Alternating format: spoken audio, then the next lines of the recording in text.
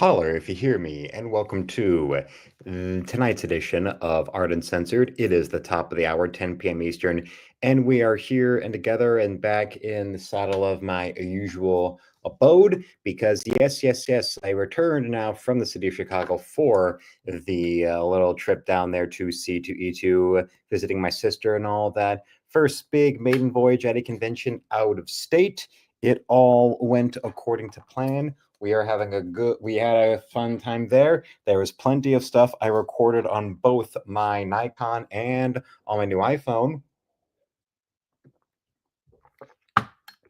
So you will be seeing more and more and ever more of that, including our friend here, Mr. Scott Summers. Oh yes, straight from Quake Collectibles.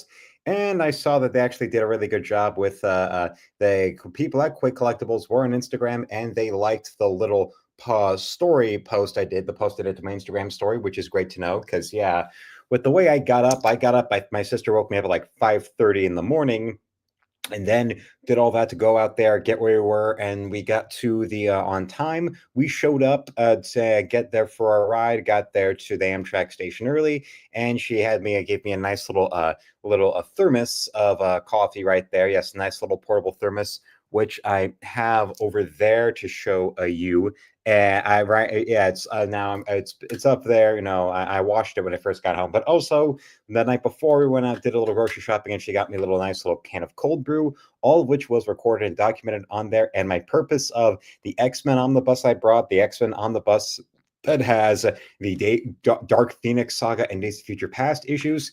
Yep, I did that, went through all that. I was able to read through that with time to spare on both the rides up and back. So I feel I've accomplished, something right there. And of course, I still have, yes, that Excalibur, Mojo Mayhem, and those Monkey Man and O'Brien issues. I got those signed by Arthur Adams and by Chris Claremont, and I actually have real, true, coverage like a filmmaker of Chris Claremont.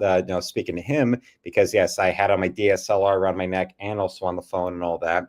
And yes, today, thanks to all that, I did do another postal video. And actually, there's a couple other days worth of, when it comes to stuff to ship out, there's a couple of days worth of postal videos to do, which would be a nice little simple way to, get back in the breeze of things of doing like, another round of back to back postal videos while also doing all that footage I have and editing all of that together. And right now, also, I want to celebrate by doing an impression of John Cena. Get it? John Cena? Yeah. The last day we were there, among the places we went to, besides going to a Quake Collectibles, where I came home with this classic John Byrne, Dave Cockrum look to our friend Cyclops. We also went to Chinatown, and I got this. I also got a blue one for my mom, which I also that was one of the things I shipped out today. And actually, when I put this on, my sister's like, well, what are you going to use this for? I was like, is this what you're going to be wearing when you do gardening? Well, I mentioned about needing, like a wide brimmed hat for when it came to dealing with doing, lawn mowing and all that in the summer. Well, do you think this is a good idea? Wearing this in the summer for mowing the lawn and all that? I think it will, work well. And it was only $5.99, so I think that was $6.60 because at that little square they had for Chinatown, they had several little gift shops to go to, and all pretty much were selling the same things, including they all had those hats. They also had different collectibles and statues of Dragon Ball Z characters and One Piece, and also some Godzilla. Shockingly, not as much. Although that area was supposed to be Chinatown, they also had Vietnamese and Korean and Japanese stores and places like that. And yes, there is footage of me trying out the one of the local Chinese places there. Of course, what I ordered was no soy sauce. No soy sauce on that. Yes, the I tried the Mongolian chicken because other type of chicken dishes they had there, it was like the red peppers showing up, so I decided not to. Also, what I have right here in this tube, one of the surprises my sister had was taking me to the first day of a David Lynch retrospective, and I came home with this poster. Yes, this is the top cap. You pull it off, and the bottom cap right there for this. And if you want to know what it looks like in this tube, because they had a selection of those pre-rolled. And yes, there is footage of me in the theater watching Eraserhead. And the Peter Venkman fan site is the first one to show up. Hello there, milady. Nice to see you here. Do you want to see? Maybe I should just do the whole stream in this hat. Let me do this. I'll just keep it like this. I'll keep it like this. But I also, yeah, that in that rolled up tube is this poster. Yeah, Mubi, that one like super, film snob kind of streaming service. There is an artist who did this poster for the Music Box Theater. You saw that me walking out of that on the live stream where I started the stream that one night, literally after the screening had done, and there was a bit of a Q&A with Fred Elms, who was the cinematographer on the film. And yeah, we got this right here. It's in here. Oh, yeah. Very, very well. And we also went out to Graceland Cemetery where they had this little pamphlet there. It's a fold-out one on like a road map.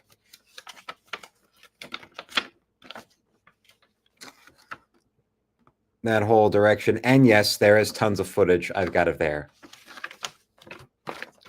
And when it came to going to the Art Institute, I got a little visitor guide. Yes, it's a little dog-eared. We really put this to use when we were walking around. But at the gift shop, I did come home with some things. Nice. I intentionally went for things that I know I couldn't just get a better deal at, like Amazon or something, because they had like a rack of those nice Taschen coffee table art books, and they had the painters like Magritte or I think another example would be Picasso and what have you, but I went and got these collections of postcards instead. Yes, Alphonse Mucha, the godfather of Art Nouveau. This little postcard collection, including this little one right here. Very nice. And that one right there. Just for selection. And these Japanese woodblock prints, including, of course, and the original of that was there, just like that one Francis Bacon painting from Batman '89 I was talking about. And thanks to meeting with Phil Diaz at the convention, I've got the Comicsgate towel right here, CG Beach towel. Leave that down there. And well, of course, the main event of what you want to see. I know what you really want to see. Yes, I did get change. I didn't use up all the quarters I got from going to Logan's Arcade, so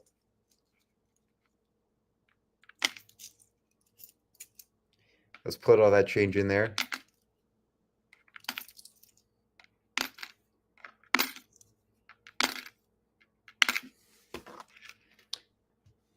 And now we've got all of these boys right here to show off. And yes, I did make sure to have all 80s all the time in this one.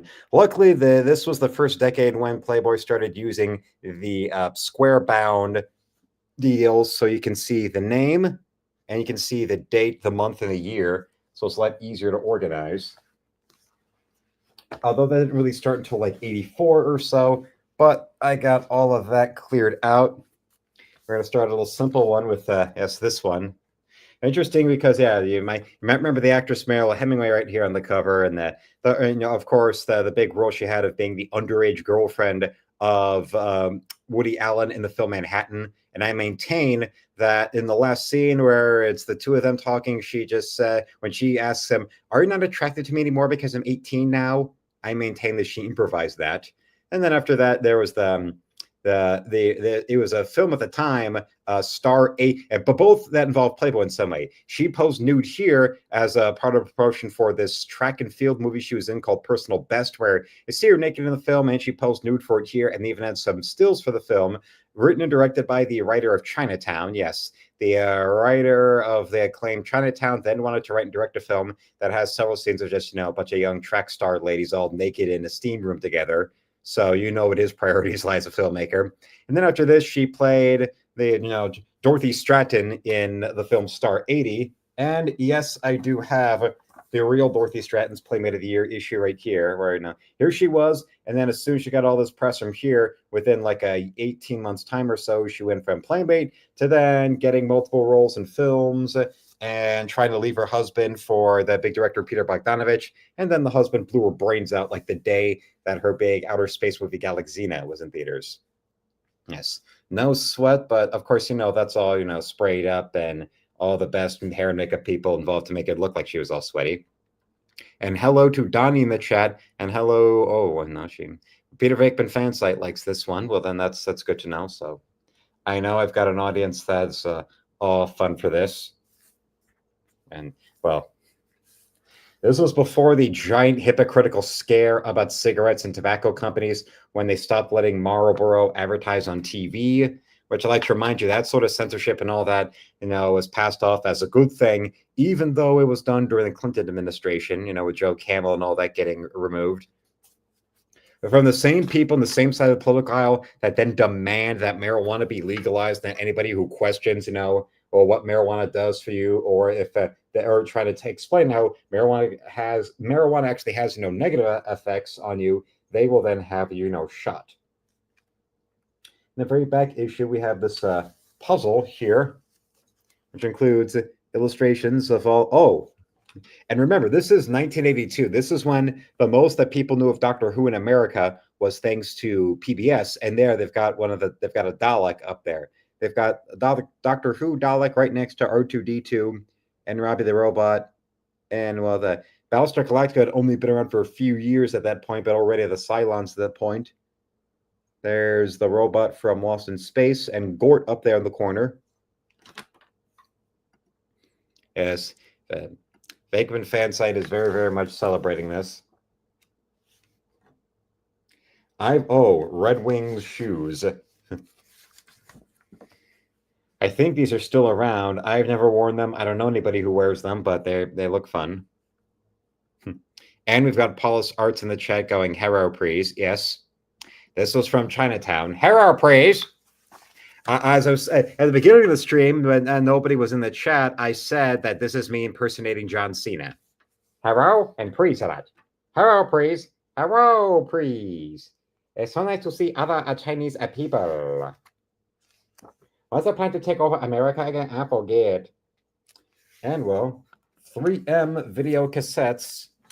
Yes, remember? Well, this was 1982, so it was still, for most people watching TV, it was the networks. Because HBO went as far back as I think was established in the 1970s. So the pay cable and all that had been around for a bit, but only in the 80s did it really start to permeate the mainstream American culture. But even then, by the 1980s, it still wasn't a thing.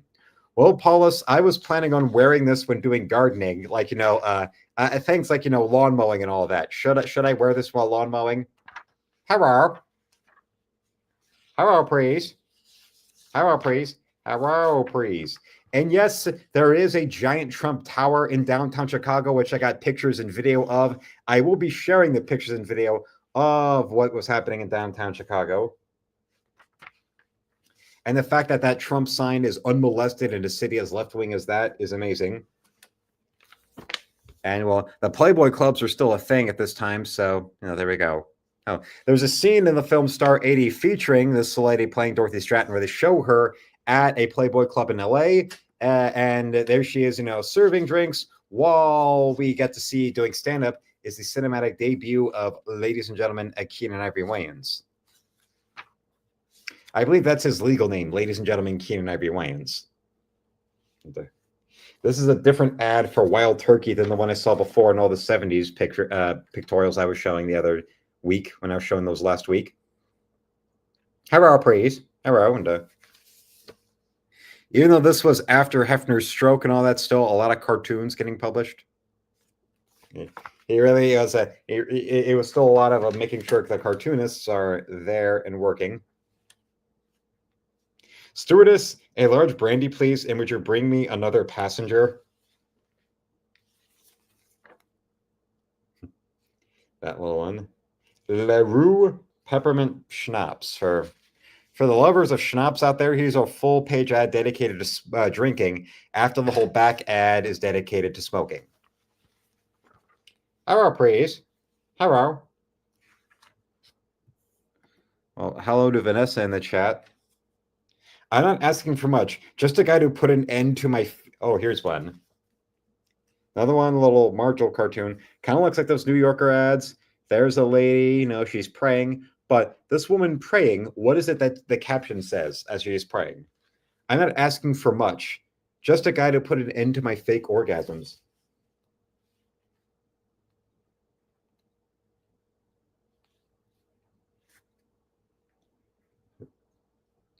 This one looks finding the one here. Well, it wouldn't be Playboy without a stereo system ad somewhere or an article about stereo somewhere. So we get this record player with Liza Minnelli on there. This was around the time the Arthur movie, I think, had been out. So yeah, I mean, she was still like relevant for something other than making jokes about her audience being, a bunch of ferry boat captains.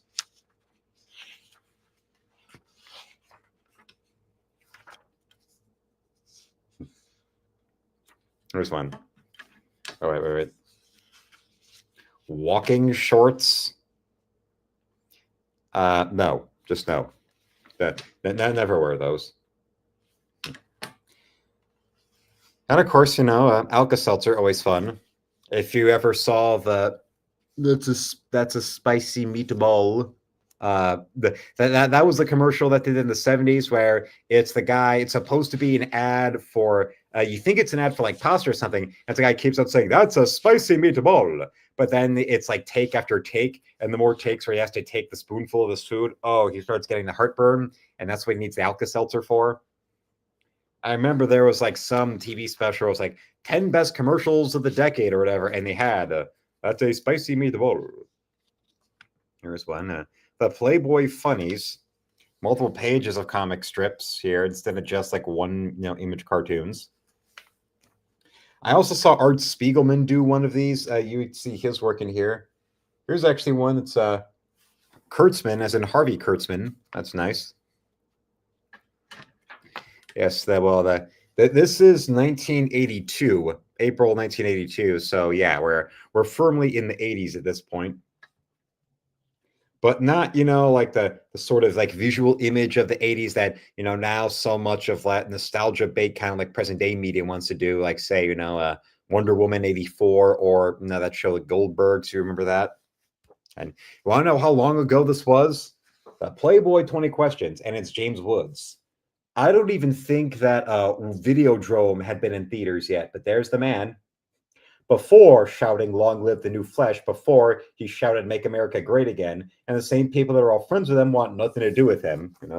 Because Seth MacFarlane being a little bitch that will drop someone on a dime if they question his politics. Like how here's a guy who literally had Tom Brady in one of his movies so he could try to jerk him off in his sleep, but then Tom Brady has a MAGA hat in his locker, and suddenly he's shoving in Brady insults onto his show as much as he can. Who else? Oh, I didn't know Mattel made this, but apparently Mattel tried to go into electronics, and Mattel were the people behind Intellivision. This two-page spread of the Intellivision early sports video games. This was remember, this was the time of Atari and ColecoVision and Intellivision, and how Atari really was so horribly mismanaged. It led to a big crash in video games until 1985. Oh yeah, George Plimpton, the author of the Paper Lion, that memoir that then became the film, and without all that, and then the Detroit Lions actually gave him like an honorary retiring of his jersey. I remember. Let's see, we've got more cartoon spreads for different musicians.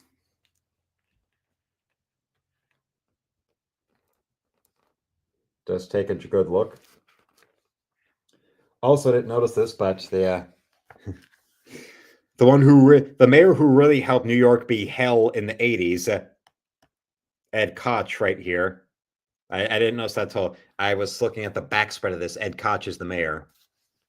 Oh, that time. We've got, I think one of the, Rod Stewart and Kim Carnes. We got more cartoon renderings of people up there. To see that.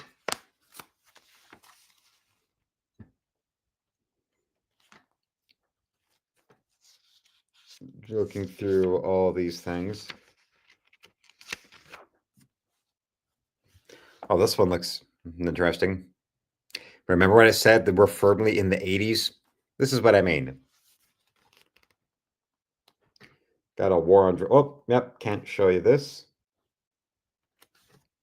I mean, it's nice, but Henriette goes to France, and France goes for Henriette. Oh, we got the Leroy Neiman sketchbook, but it's really... And, well, it's the Sex Chemicals, which sounds like the name of a punk band. It's the Sex Chemicals. Is the punk band?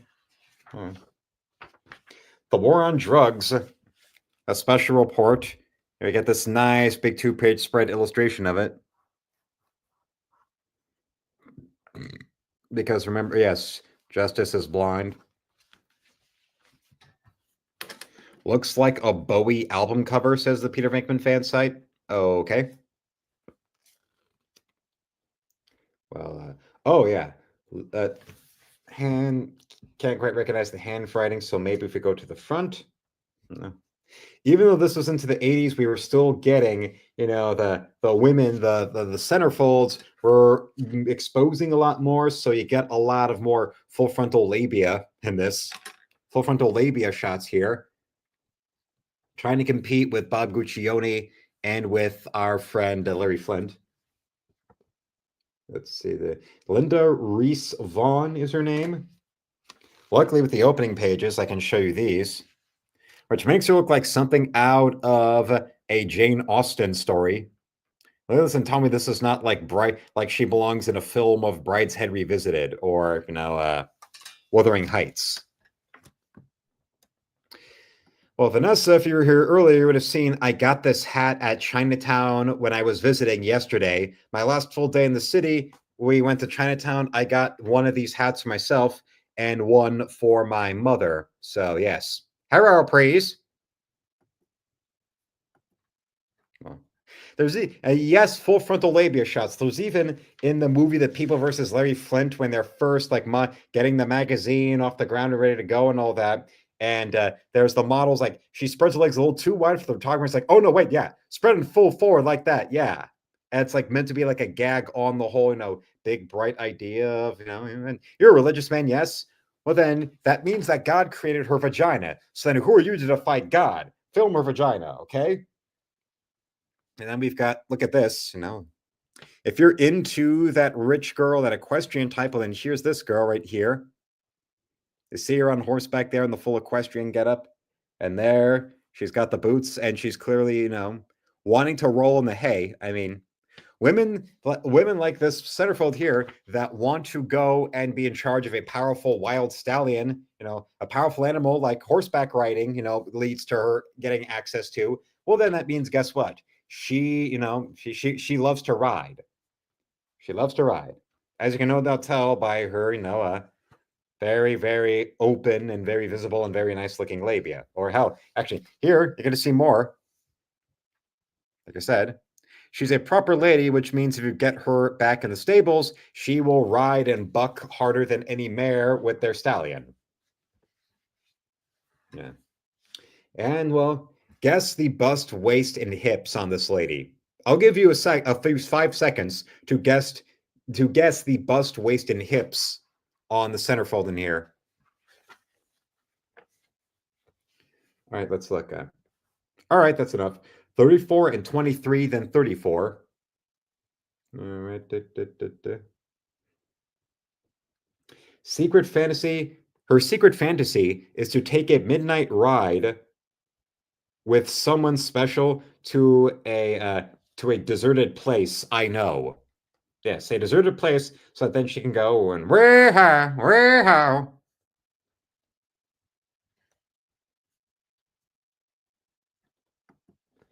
Way-how. And her sign is Leo. Okay. But hey, there is still a bit more in here. Just to keep things rolling around, because we've got 10 minutes to go. We've got a personality article of Mr. Tommy Lasorda, the Dodgers manager, because of course LA.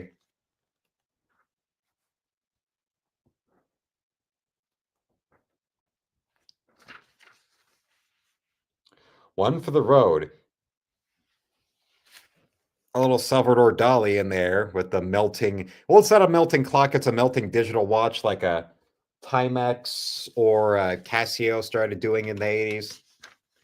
Whichever one was the one that had the calculator on it. Well, and if you like a sweaty, very naughty looking, she's got that naughty little smile because, well, remember, she came from a well off family and also played the underage girlfriend of Woody Allen.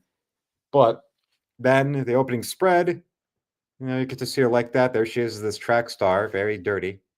And also Personal Best being an interesting film, where the first half of the film, she is in a lesbian romance, but then the second half of the film, she winds up rooming and becoming roommates with a guy that then she starts a relationship with. Yes. She gets they talk about that, and how much that Tumblr feminists would get pissed off at that. But remember, for them, they always want to talk about sexuality as fluid or whatever. It's only ever fluid one way. It's never somebody that was fooling around with another woman or another man, then marrying, marrying or dating the opposite sex. It's always, oh no, but then they go lesbian and that, or they go Freddie Mercury. It's never the other way around because, well, it's only ever one way with those kind of woke assholes.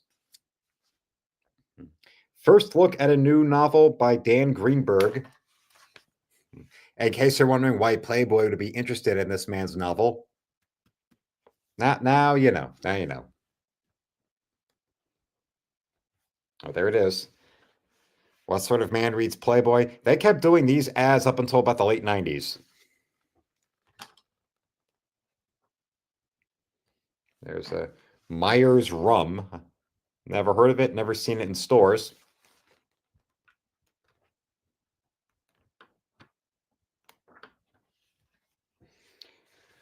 So what's everybody's opinion on Kawasaki motorcycles?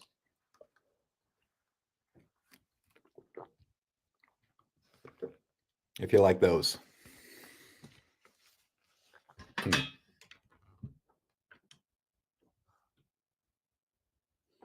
Then there's the Rums of Puerto Rico, but they only get part of a page. They don't get the full page ad.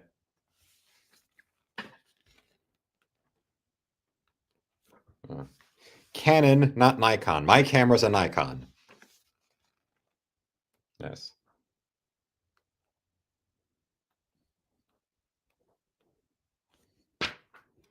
Oh wait, there's the interview. Ed Koch, the mayor back then. The era of when even Marvel Comics artists had a dangerous time in New York City, where before he took over doing Daredevil, Frank Miller talked about repeatedly getting mugged walking through the city, and how much that became something that led to him wanting to really see criminal scum get tortured by vigilantes and all that, like what happened to him in like what Daredevil started doing to characters in the run that for Frank Miller was writing and drawing. And yes, here we go with luck, be a lady. Well, I hope so.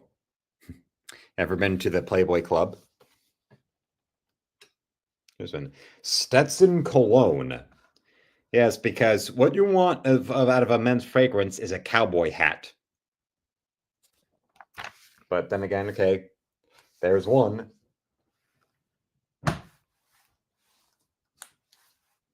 And then we get to the most tragic of Playboy playmates of the years of the 1980s, Dorothy Stratton.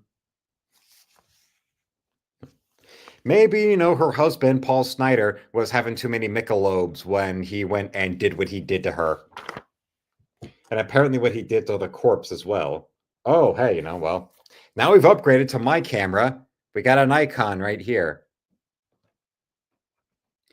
No, Vanessa, you did not miss Sarah Kalaniak. And there is the Nikon right there. That's my brand.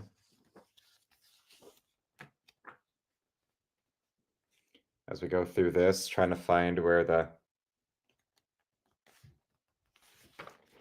if you like, the image of the brawny man smoking. Except I think that was the era where they made the brawny man slimmer and gave him a mustache. before they got him back to being, bigger, like beefier again with, and also gave him back the clean shaven. Yeah, they made him clean shaven.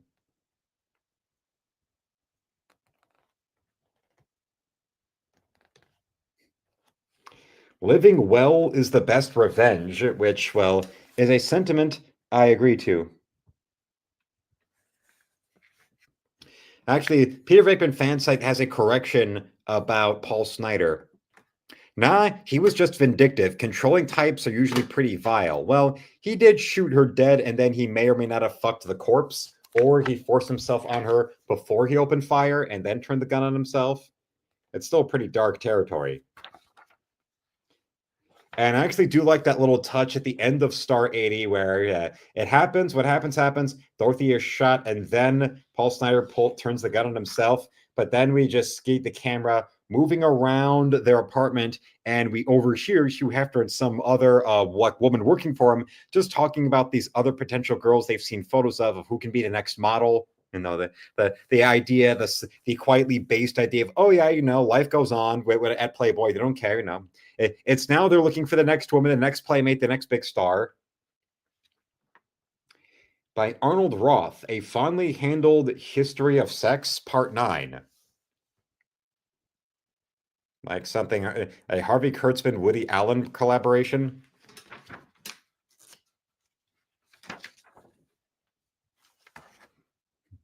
Yes, multiple pages. Just to prove it, prove it, prove it, prove it.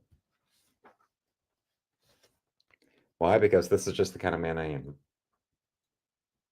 They got a nice big bottle of J&B.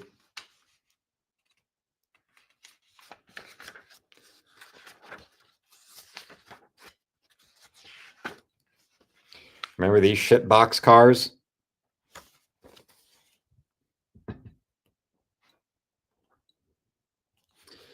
Bailey's, the Impossible Cream. To cream the impossible cream.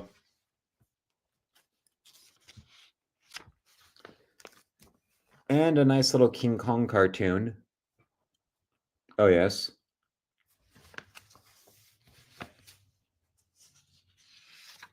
Or Venkman elaborates further, saying, they always need to show who's the ultimate boss. Sad stuff, yes.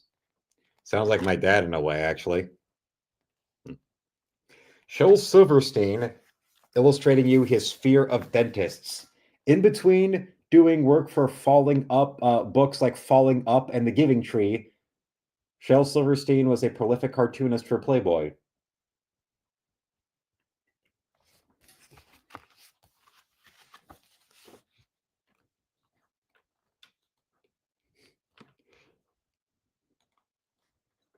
Well, if you ever have to do any moving, wouldn't you like it if your moving service looked like this? I know I would. Finally make my way down to Phoenix, Arizona. There'd be a lady. Oh. For the effeminate millionaire the world over, Midori.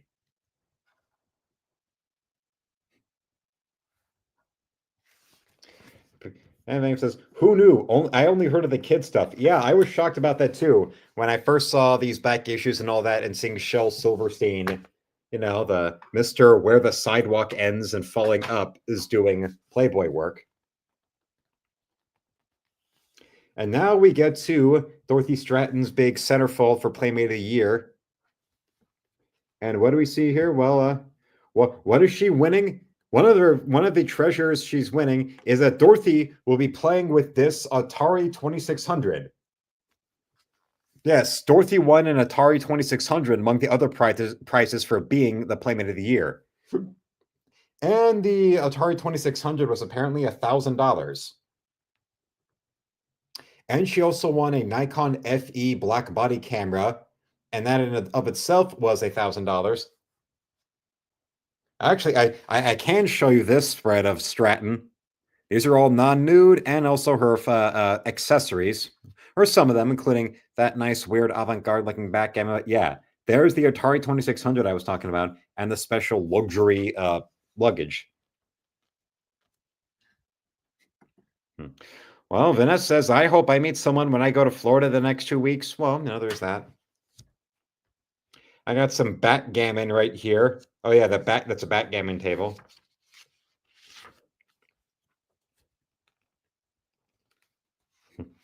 She also wins a Kawasaki motorcycle. Interesting that they had Kawasaki motorcycle ads in this era. She wins an electronic muscle toning aerobic device. This AMF Whitley Computrium 900 will keep Dorothy in good shape. She also won an Apple II computer, which was 1195 back then.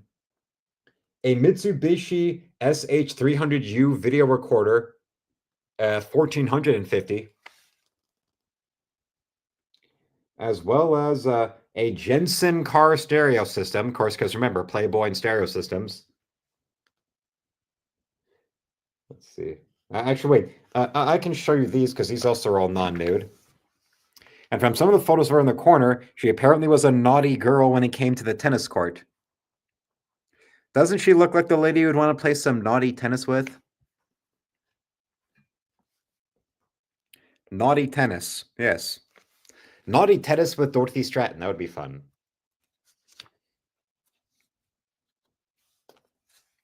Also, some of it being powered by Nautilus. Oh. And she also got a Jaguar KJS. Well, considering she was a tigress herself, it's fitting that she would have a Jaguar. And then Mitsubishi, innovation from the inside out. That was fun.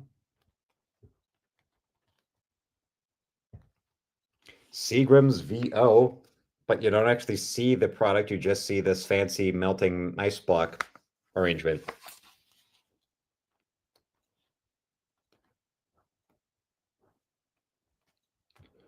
Oh, hey, more Harvey Kurtzman, and this thing is called Wet Dream by Harvey Kurtzman.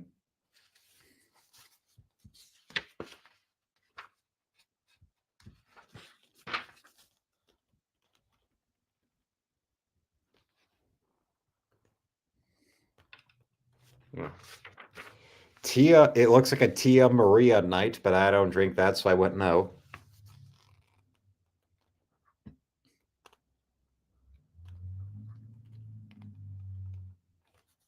"25 Best Restaurants in America." Article by Dick Brass is his name.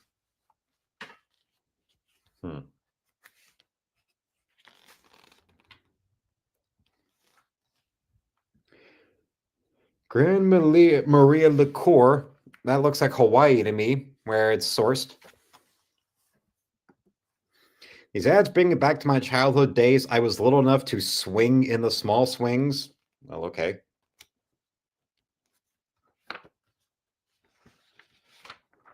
Oh, and I forgot about the centerfold. The centerfold here, Ola Ray. You may remember her as the Ebony Princess in the Thriller video. Yes. There she was. An ebony princess, an African queen, a Nubian goddess, an Africanicus romanticus. Yes, from besides the Thriller video, she also was in the Charles Bronson film 10 to Midnight. Yes, at the end of the movie, when the psycho killer is coming into Bronson's daughter's apartment that she shares with other nurses, and he's trying to go after her in the shower. So it's like the murder scene in Psycho in the shower, but both people are naked. Because, yes, the guy kills people while fully nude. Alpha Proto, this was a hat I bought at Chinatown up in Chicago, so I decided to wear it now. I consider it impersonating John Cena. Niho John Cena. Haita. And also, of course, I say hello and please a lot.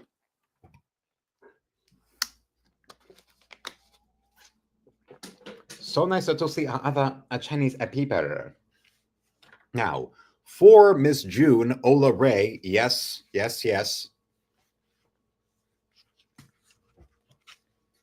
The African queen of many a man's fantasy from the Thriller video. Want to try it out a little bit? No, if you took her out to ice cream, would you take her out for ice cream and then you would get the chocolate cone and hope she would get the vanilla cone? Come on. I know there's some people out there who have done that. Somewhere out there in the world, there has been a guy who's taken a sister out for ice cream and then he took the chocolate cone and started demonstrating to what he would want to do. And well, let's try out the dimensions. Bust, waist, and hips. What is your guess? I'll give you a few seconds to make your guess. Okay, 34, 26, and 35. Yeah, Virgo is her star sign. Virgo, you know, the virgin.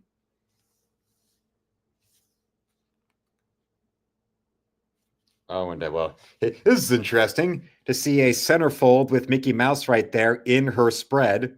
But there she is. Oh yeah, hi Mickey, hi Mickey. I see you, White Daddy.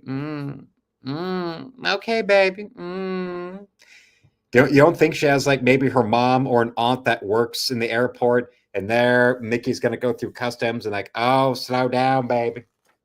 Slow down, Mickey Mouse, baby. We're going to have to clean some checks inside your asshole.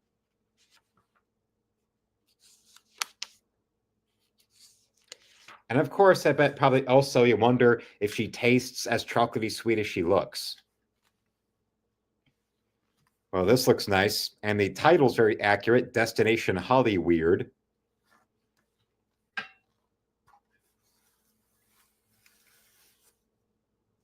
Okay, I'll take off the hat.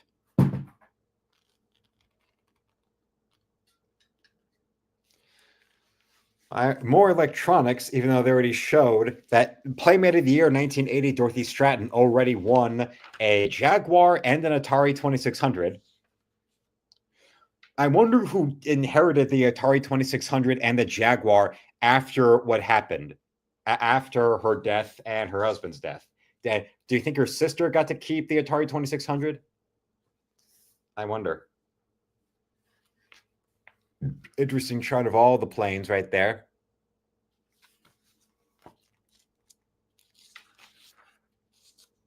Airline safety, a special report. Oh, we got some twins in here. Oh, no, I don't think these are twins. I think these are. Oh, yeah, this is one of those where it's multiple women. Oh, Fellini's feminist fantasy. And of course, you know, this being Fellini's feminist fantasy, it includes a lot of naked women. I'm not complaining, but yeah, I can't help but notice. Yeah. Like Valentine's right here. And well, for Dorothy Stratton, that is enough. Now let's.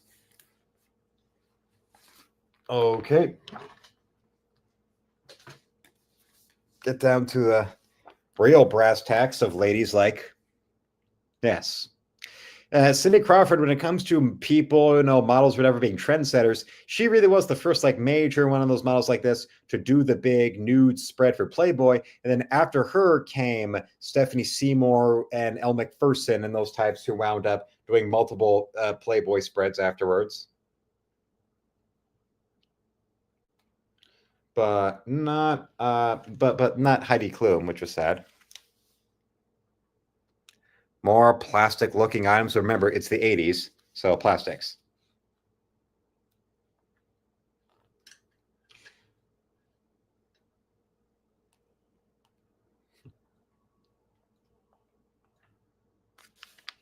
What do you think of this Falcon ring? I mean, is it back there? Oh, yeah. The Falcon ring.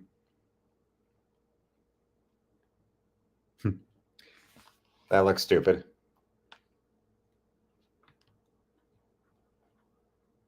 Uh-huh. I wonder who actually bought this and what they wound up doing with it. The Spock doll.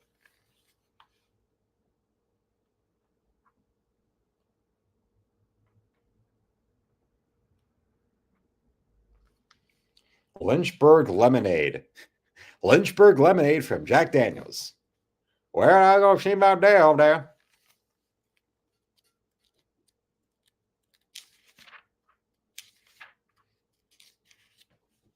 Nice little vintage car from the Franklin Mint. Stereos, of course. And this one's a Sony.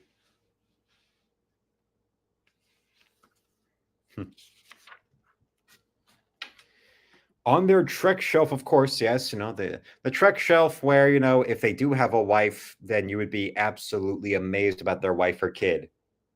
Having a wife and kid with that around. The Gin of England. And of course, because it's the Gin of England, it has to have Shakespeare. Although nowadays, if it would be the Gin of England, it would just be an Islamic refugee raping a 10-year-old while screaming out the scripture of the Quran. And the police refusing to arrest the bastards. Pioneer stereos. The lady in tuxedo, the not ready for any Lennox player right here.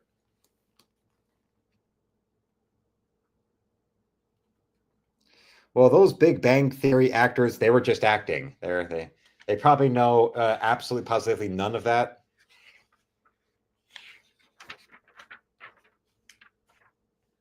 Monumental brilliance. Pioneer. This time it's the Pioneer big screen. And there's George Washington. The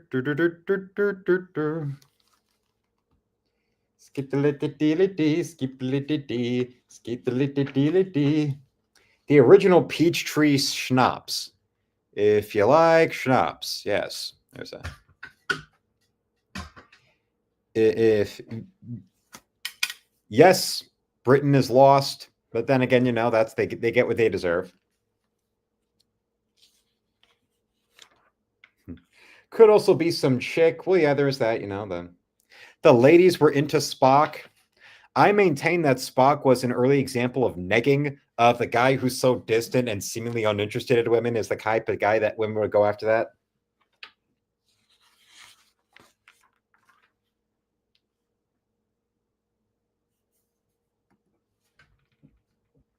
I met one of the wealthy, nerdy guys. He probably collected one of those Spock dolls. I believe you on that one, Vanessa. Well, we've got Women of the World, including Australia. That looks very, very nice. But yeah, and West Germany, but I can't be showing any of this. Not as much visible labia on these ones, but still very, very nice. Judge Reinhold as a cowboy, if you all are interested in that.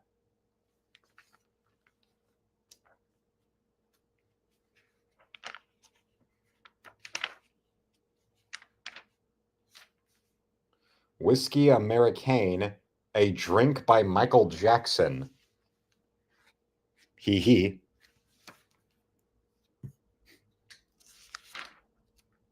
No, Vanessa, this one didn't. This. Oh, fuck. Oh, fuck. Sorry.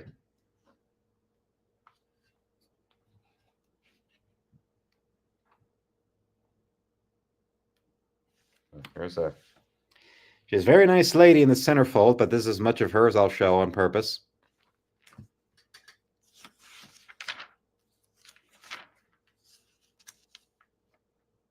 A stand-up kind of guy.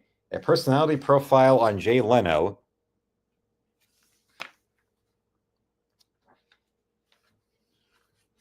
And then we get to, of course, what you wanted to see. You wanted Cindy Crawford? Well, here's Cindy Crawford.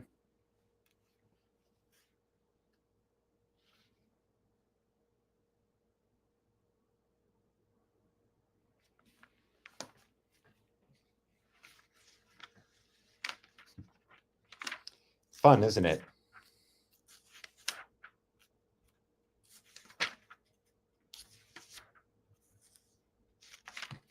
And, well, when it comes to anti-Semitism, there's a big 80s flashback to when our friend Jesse Jackson here referred to the people of New York as Heimies and called New York City Heimie Town.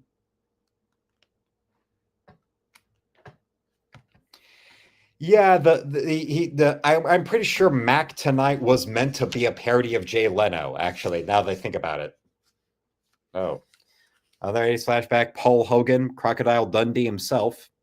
I think this was when the sequel was in theaters.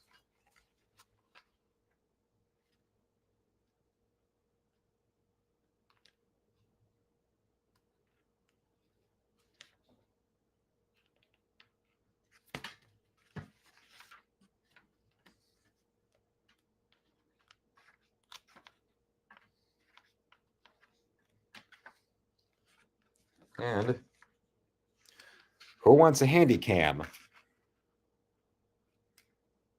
That looks nice to me. And there's another. This one actually was featured in an early episode of Married with Children. If you ever, yeah, where the centerfold here on the cover did wind up actually, yes, appearing as herself, where she goes in Al's shoe store and he winds up nailing her centerfold to the ceiling of the bedroom so he can go and actually survive mentally sleeping with his wife. Which actually, that's an interesting detail of how Peg Bundy actually doesn't care about that, because, like, hey, if it helps, either way, if they're thinking about a playmate or not, they're still actually sleeping with us. So anything that motivate them to actually, do anything in bed, I'm okay with. She's not the type to get offended.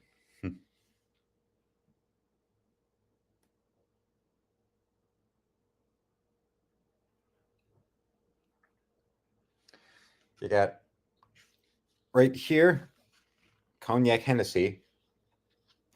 So you can immediately think about drinking and smoking when you get to the back cover.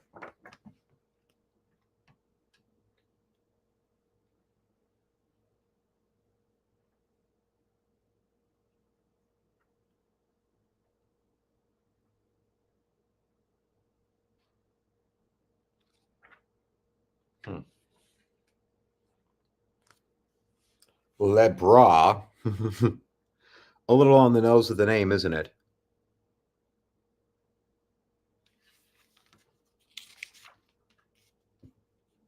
The Bright Side of Star Wars, the spin-offs.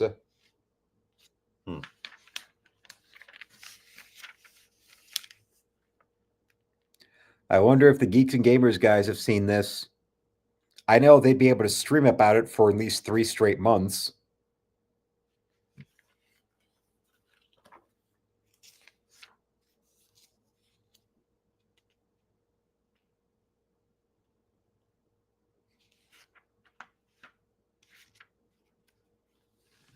And a new ad for Wild Turkey. If you enjoy that sort of thing, I don't.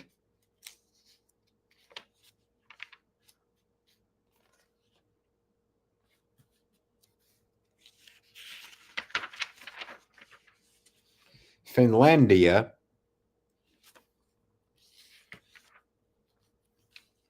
More nice naked ladies. Nice naked ladies, although there's not as much visible labia in these photos. We got some San Diego State University. What's this? The women of the top 10 party schools. So we're bound to see Arizona State. University of Vermont apparently is on here. There's one called Slippery Rock University, Plymouth State College, California State University is number 1. San Diego State, University of Vermont, Plymouth, West Virginia University, University of Miami, Mercer University, University of Connecticut, University of Virginia, which is out in Charlottesville. Well, okay.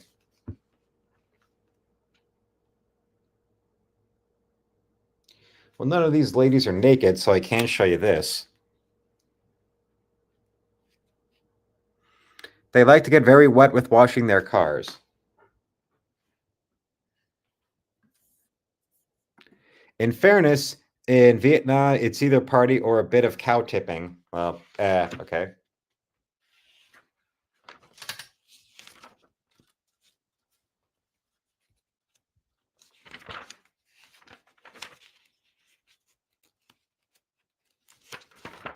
All right, we've got our centerfold data. It's got to be. I know for sure they would have had it in here.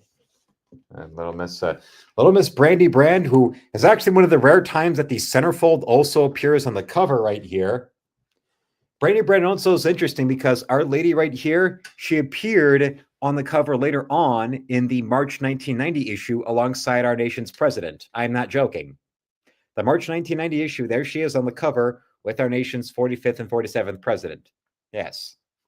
And then after that, in real life, she married John Lovitz.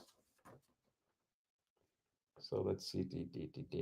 A good man to her, the woman that married John Lovitz, is good-hearted, motivated, funny, honest, and they're hard to find. Well, yeah, yes. All those things, yes, those were all the qualities of John Lovitz.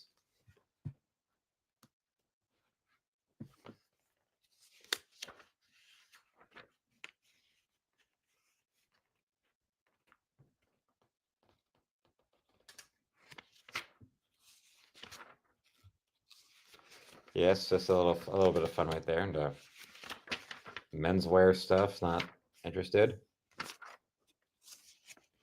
Oh, Donna.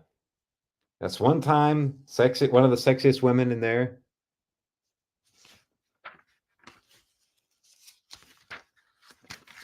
Who was the interview this time? We'll go through that and then move on to the next one, next issue. Next issue. I don't know, Cliff, what am I thinking of right now? General Richard Secord is the interview.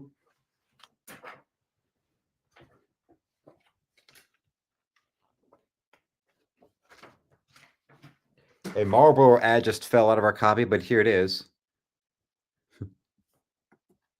Yes, yes, my eyes are having the time of their life. Then we get to the 35th anniversary issue we got right here. Ain't that just fun? And we've got Michelob Dry as the big booze ad. The back of these always want you to either drink or they want you to smoke. Okay. The back ad also wants you to drink too. Drink. Drink. Are you drinking yet? And on the back, they've got a photo of Miss Carrie Fisher in a very sheer top, and she's clearly braless. Yep.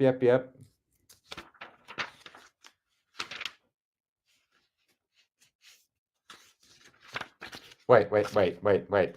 This is an ad you've never seen before in this type of magazine.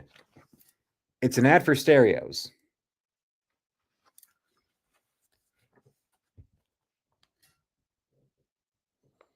Ad for stereos, yes. Jack Daniel's Tennessee Mud? Is that their idea of putting whiskey in your coffee, calling it mud?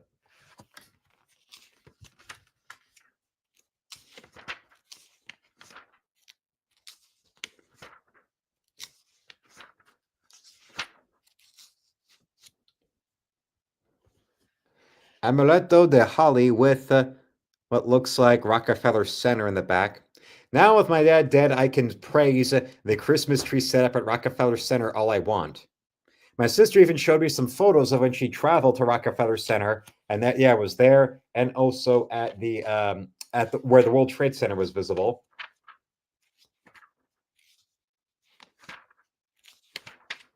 I'm a little rough boy. Rough. Back when everyone had Patrick Bateman's stereo system. RJ, you're not wrong. You're not wrong.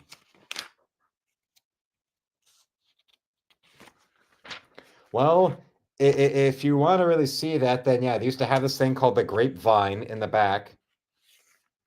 For those with the hots for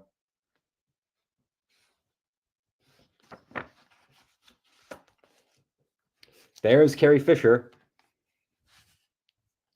But Scott, who is going to take over the world when I die? Notice what he's saying. Who's going to take over the world when he dies? Yes. If you remember her in Austin Powers, Mr. Oh, tell us about your childhood. The details of my life are quite inconsequential. My father was a constantly self-improving boulangerie owner from Belgium with a low-grade narcolepsy and a penchant for buggery. My childhood was typical. Summers in Rangoon, luge lessons. In the spring, we'd make meat helmets. When I was insolent, I was placed in a burlap bag and beaten with reeds. Pretty standard. When I was 15, I had my first scrub. As a prostitute named Vilma, ritualistically shaved my testicles. There's nothing quite like a shorn scrotum. It's quite breathtaking. I suggest you try it. Oh. We've got a Crown Royal ad made to look like a page out of a book of hours. If you've ever seen one of those. Well, Crown Royal does come in that nice little pouch, so that makes sense. You never drank a single Michelob? Well, okay, I guess that's a good thing. Got a little cognac Hennessy right here with this, She seems nice. Maybe even Latina. I don't know, maybe Latina.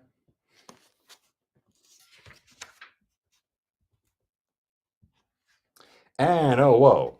Hey, this is you know what makes this stereo ad different from the upteenth stereo ad we've seen? It features Kareem Abdul-Jabbar.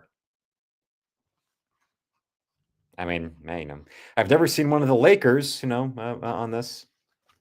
Okay, maybe one time there was a Sony stereo ad that had Bob Lanier, but that was about it. Oh, and now we get to the most beautiful women that ever appeared in the magazine. I can't show you any of the photos, but they include Kim Basinger and Vanity. Yes, Vanity. The the ebony fantasy of anybody that ever saw her performance in The Last Dragon. You remember Vanity there. Then there's Bo Derek. Yes, the great Bo Derek, and then Terry Moore. Terry Moore from the original Mighty Joe Young.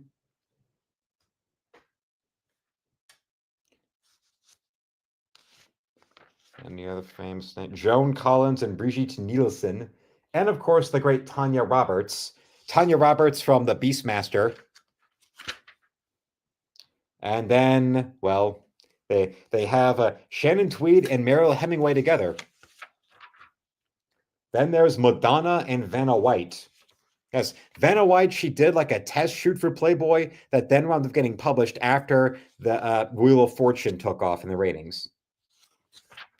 Actually, no, Vanity wasn't in Purple Rain. That was Apollonia. I think Vanity was supposed to be in Purple Rain, but then she got, Prince kicked her to the curb and replaced her with Apollonia. Get it? See symbolic sex right there? See it? Yep.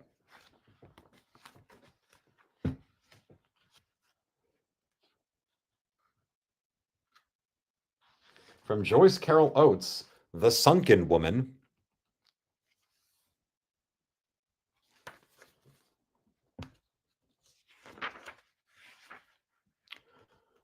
Remembering Tennessee, a memoir by Truman Capote. I'm assuming they mean Tennessee Williams.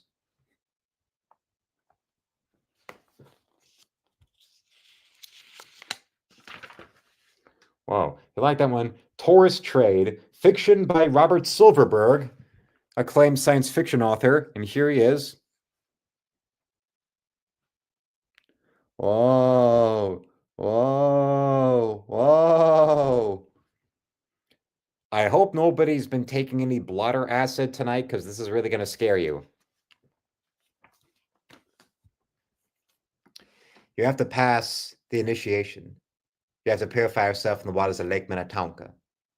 Wait, that ain't Lake Minnetonka. Even though the magazine fucking hated him, this actually is a nice portrait of Reagan right here.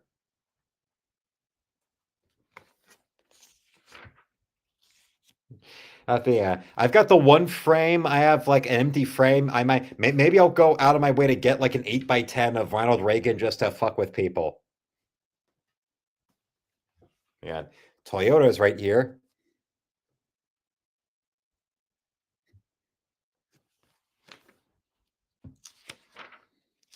Oh, now they got more naked ladies. Oh, they have it in decades. Here, the 70s, they have you might not have heard of her, but look up the ladies Elk Summer and Claudia Jennings. Claudia Jennings is a centerfold that pretty quickly got into the B movie racket. Like she was doing all kinds of like action B movie stuff like Gator and also Fast Company.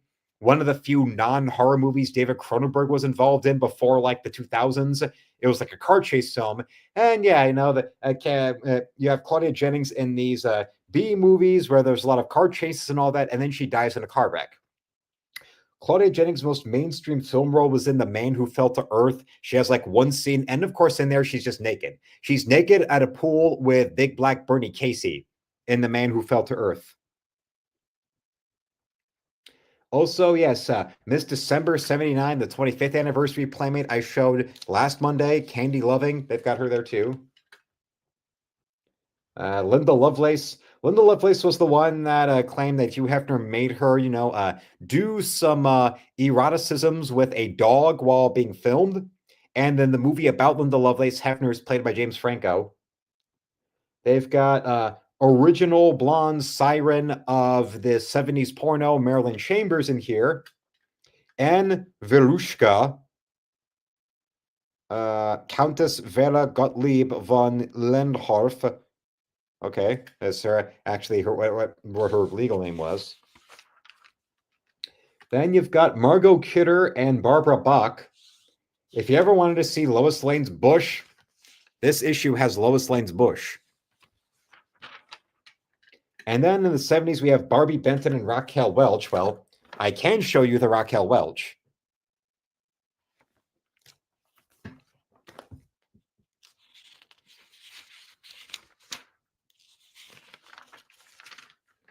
The Playboy interview, they have three different ones they're reprinting. John Wayne, Barbra Streisand, and Jimmy Carter. One of these things is not like the other.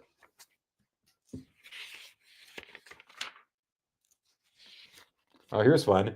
Yeah, they reprint a bit of the stage play Sexual Perversity in Chicago, which was adapted into the film About Last Night. The great Pulitzer-winning playwright David Mamet. Yes, this is a... This, yes, which was like his big break as a playwright that then led to him doing other stage plays like Glengarry Glen Ross, as well as screenwriting work like Hoffa and Hannibal and The Untouchables.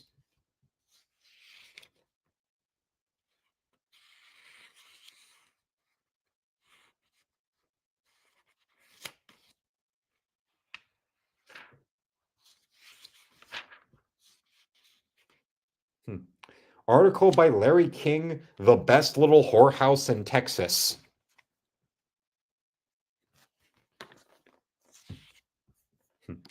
Vanessa apparently does not want to see Lois Lane's bush. Well, if it wasn't going to be so expensive, whatever, I bet James Gunn, edgy boy James Gunn would have wanted to have, Rachel Brosnahan show off. Well, I know she did nude scenes on that Marvelous Mrs. Maisel show. I've never seen the show. Oh, here's one. Born on the 4th of July, memoir by Ron Kovic. Yes, this became the Tom Cruise Vietnam movie where he's in the wheelchair. Born on the 4th of July.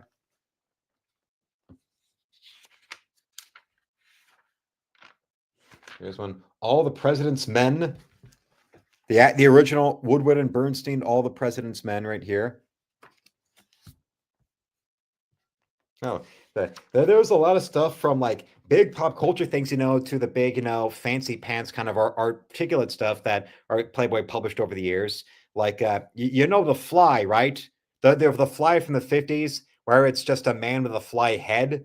Well, that was based off a short story that this published back in the 50s. Also, when it comes to just classic science fiction stories, the butterfly effect. They had, you step on a butterfly in the past to change the future. Well, that notion comes from a Ray Bradbury story called A Sound of Thunder, which was published in an issue of Playboy in the 50s, if I'm remembering right. I know it was published in Playboy. I think it was in the 50s. It was a 50s issue of this very magazine right here.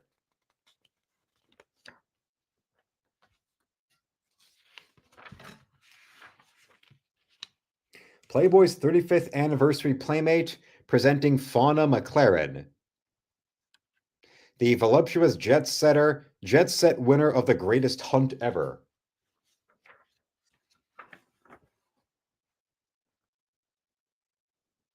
Let's see. Well.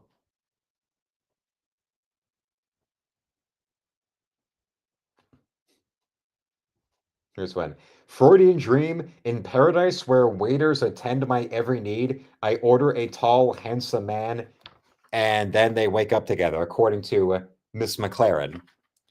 Which when I see these playmates from this time ago, and they're like, don't be, they didn't become like a name actress or whatever. I then want to Google what became of them later on. Because for this, they also have the 35th anniversary Playmates search with all these ladies, including Erica Laniak is featured in here. Hello to Nick, who just got into his lunch break right here. Oh, here's one. A testament of hope in his final published statement, the fallen civil rights leader points the way out of Americans' racial turmoil. Yes. Right here. The Yes, and the same issue that also features a lot of young ladies with their legs spread. You get the final first-hand account from Mr.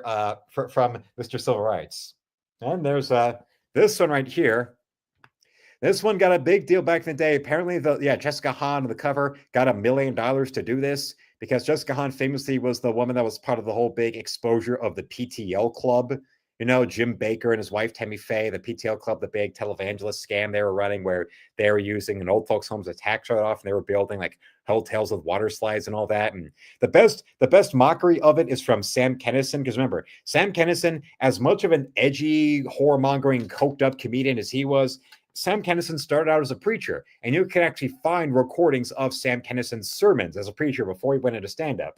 So when he's mocking, Jim Baker, or when he's going on something about the Bible, it's not that smug, anti-religious horseshit Jew, horseshit,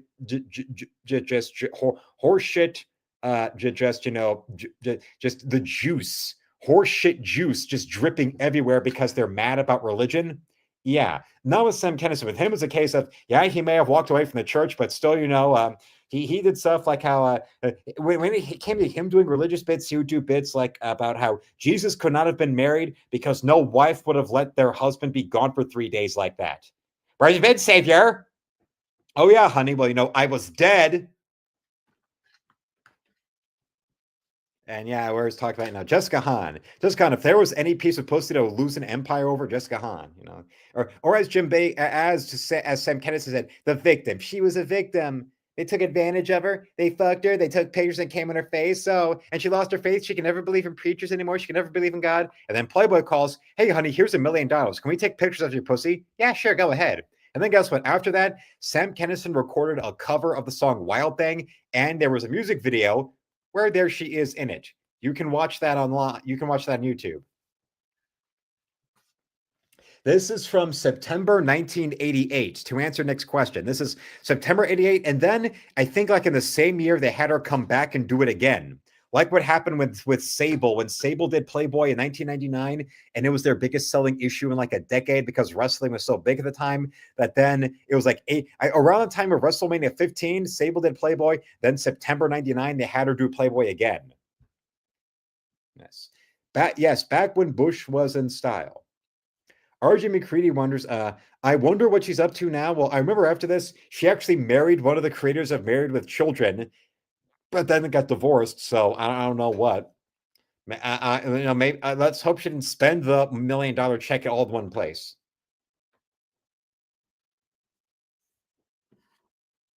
Okay. And Vanessa remembers the Sam Kinison version of Wild Thing. I had that Have You Seen Me Lately album he did, and it ends with the cover of Wild Thing. Peter Vink from Fansite says they really knew how to reach the masses where they could back then. It was pretty bold for anyone to print civil rights articles about having people show up without having people show up to the printers back then.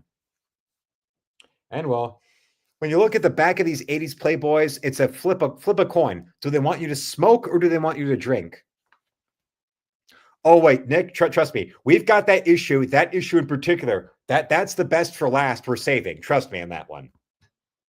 When it comes to when it comes to Macaulay Culkin or Playboy photography, and look there in the corner, you see is Vanity, Ebony Princess right there, Vanity, yes, Miss Nasty Girl, Miss Chocolate Queen, Miss Nubian Goddess, until she did a little too much cocaine, and then more Lynchburg lemonade. Can I just have a regular lemonade? I don't want to be a booze hound, please.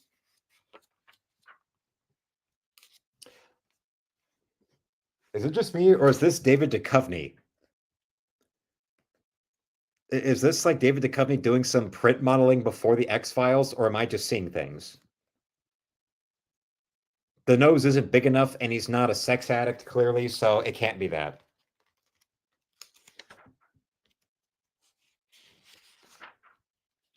Well, glide into silk. Royal silk.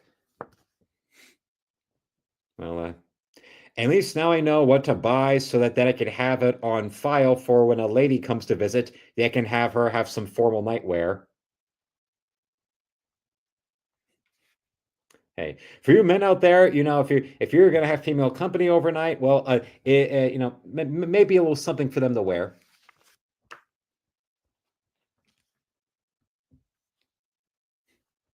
Yeah, they wanted you to smoke. Smoke, smoke.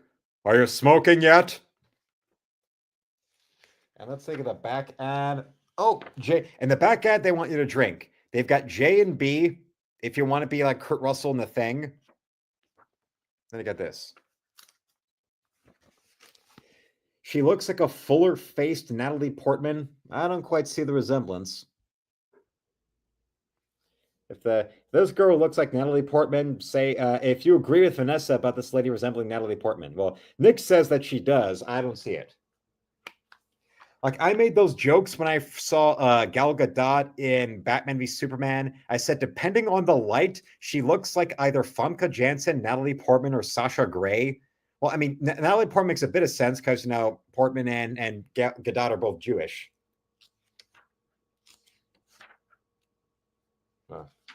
Another example of 80s. Well, I know Hollywood would want Russia to win. Russia wins. Well, considering that one of our regular viewers here is RJ McCready himself, of course he's going to like having a full page ad for J&B. And well, if Isabella's still watching, there's another full page ad for Michelob, which Isabella Live says that never drank. I remember seeing ads for that movie Brothers, but never watched it. I remember, yeah, Tobey Maguire was in that, and that's like one of the last film roles he's had since he pretty much just disappeared, except for appearing in Spider-Man No Way Home. He hasn't really done much on-screen work. Here's one. Remember Jennifer Tilly had a sister, Meg? Tilly time, and there she is. She doesn't come off as aggressively horny as her sister was in the 90s. Seriously, go look back at Jennifer Tilly's filmography in the 90s, and she was always so intensely horny on camera. Remember the tape in Liar Liar? And remember, after she wins her case, what's her first reflex? Is to aggressively make out with her lawyer. And that was not too long after Bound, where there was, Gina Gershon doing the Spider-Man on her. Yeah, well, of course, my dad knew Meg Tilly well because of her role in The Big Chill. Of course, he loved that movie, and she was in that. So there, and also the '90s version of Invasion of the Body Snatchers. She was in that as the stepmother, and supposedly her nude body double in that was her sister. Because there's a quick shot where you see you see her character walking into a bedroom, and you see like breasts and bush, but her face isn't in frame. So I would believe it's a body double, but if it's her sister Jennifer doing it, well, that also wouldn't surprise me. Oh, don't you miss the days when Bud Light would just have the Target dog do double time as their booze hound ad instead of the crazy tranny? Yeah, bring back the Target dog as also the Bud Light dog. You might remember some 80s TV ads that also showed, I think Bud Light had they had this dog in commercials. I think there was like a Psycho parody Halloween Bud Light commercial with this dog in it that I remember seeing somewhere. Because yeah, there have been so many Psycho parodies over the years. I remember that seeing that retroactively, and then also later on in like the late '90s when I first started seeing DiGiorno commercials. There was a DiGiorno commercial where it was a parody of Psycho. If you remember that, you could probably find that online too. That it's the Psycho parody DiGiorno commercial. Spuds McKenzie. Well, I'd heard that name. I just didn't put the face of the dog to the name. Because that's a thing I knew like later on before my time, like with Mayor McCheese. By the time I was noticing McDonald's commercials, Mayor McCheese had long since not appeared. And also, Nick is, I know, giving you all the link to my store in the chat. That's nice. Yes. So Isabella remembers, and Peter Venkman, both and Alpha Proto all bringing up Spuds McKenzie. That's good. And Isabel also agrees that yes, Gal Gadot and Portman do look alike, except Gal Gadot is sexier. Well, remember, Gal Gadot was literally Miss Israel. Oh, here's something.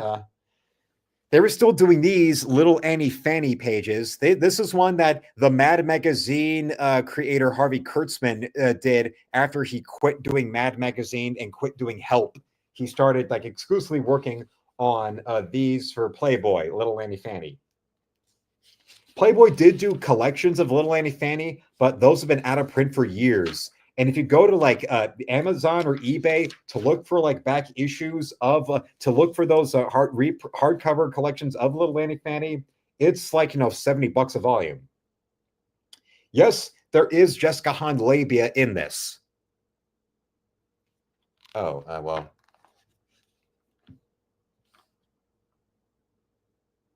And next month, they've got like the ad for co-ed cowgirls, and the co-ed picture they're showing is a girl who's got that whole Velma thing going on. Velma, or the geek girl from the 80s Ninja Turtles cartoon. I don't remember that girl's name, but she was like the best friend of April O'Neil in the 80s Turtles cartoon. She looked like Velma in a gray sweater with an 80s ponytail. Yeah, that girl. Who's probably just as much as a little horny little sex geek girl as Velma is. I'm trying to find that ad. I'm flipping back. Oh, here, yeah.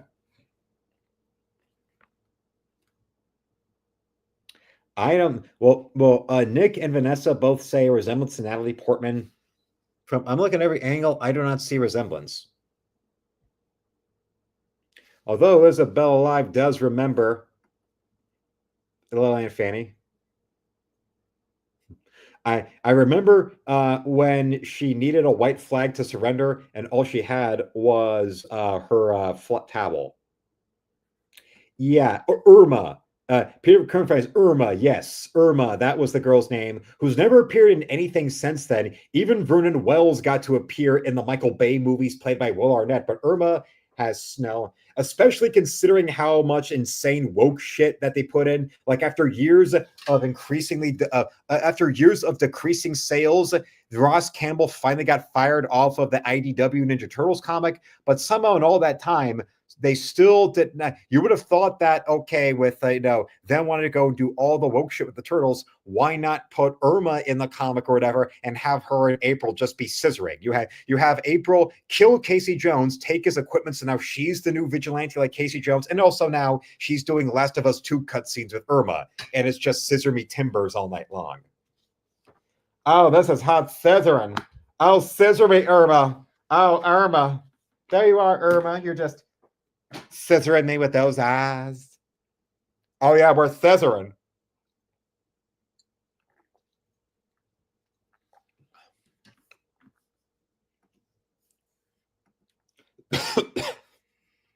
Apparently, Vanessa said I got a DM. Well, actually, yeah, we can share this.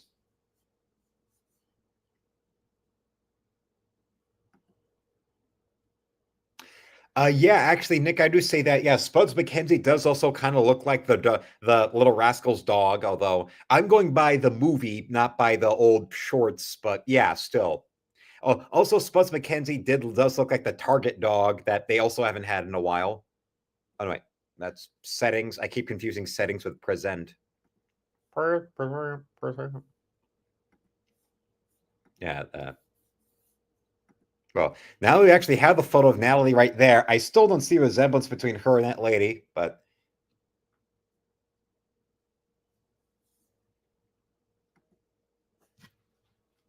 then we've got we mentioned Prince earlier, and here was a lady who was dating Prince for a bit. She has Playmate Devin De Vasquez, one of the first little Latina Playmates, yes. Remember her. And, also another one who appeared in a famous episode of Married with Children from its early, late 80s seasons. The episode that led to them getting all kinds of controversy because yeah, it was Al Bundy and his like neighbor's husband. They go bra shopping, and when he's there bra shopping with this guy on behalf of his wife for her birthday, she pops out of a changing room going, "Excuse me, sir, are you straight?" Yes. Well, do you think my boyfriend will like me in this? Actually, I think I can show you a bit of that clip.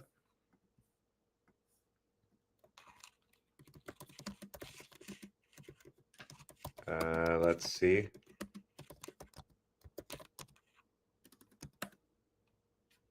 Oh, yep, it's here.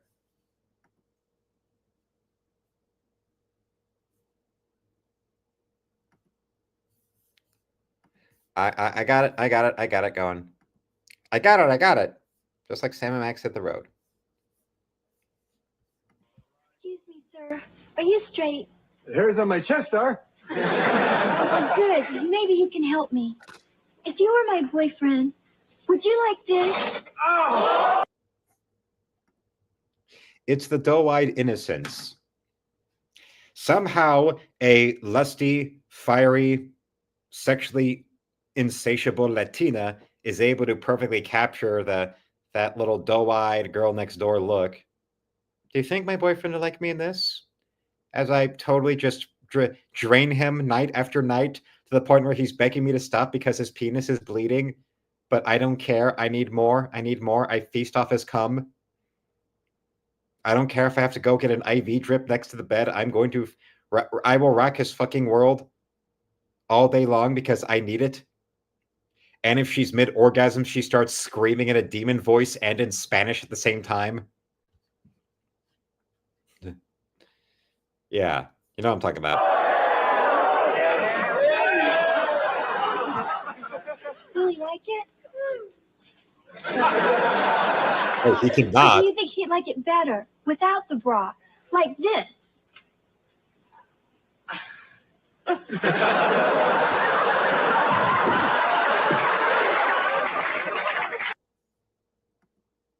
Oh, yeah. And also, less bush and more of a jungle. Well, maybe. 80s, yeah. Yes. Do you think my boyfriend would like me in this? And Al just faints. And Nick says, "Oh man, that cover is straight 80s rock and roll. I love it." Well, now you know why she dated Prince and also why she appeared on Star Search, as it says up there.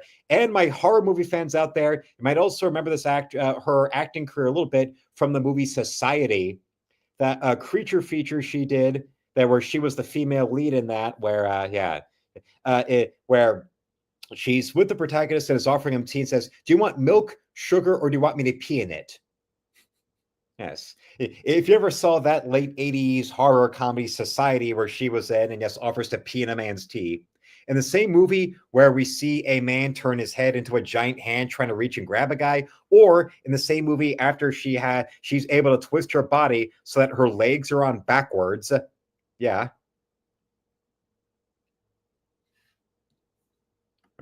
Who would say yes to peeing in it? I don't know. But of course, we have this. No clothes on anybody. It's sickening. But yes, the July 89 issue, this is the issue that was appearing in Home Alone.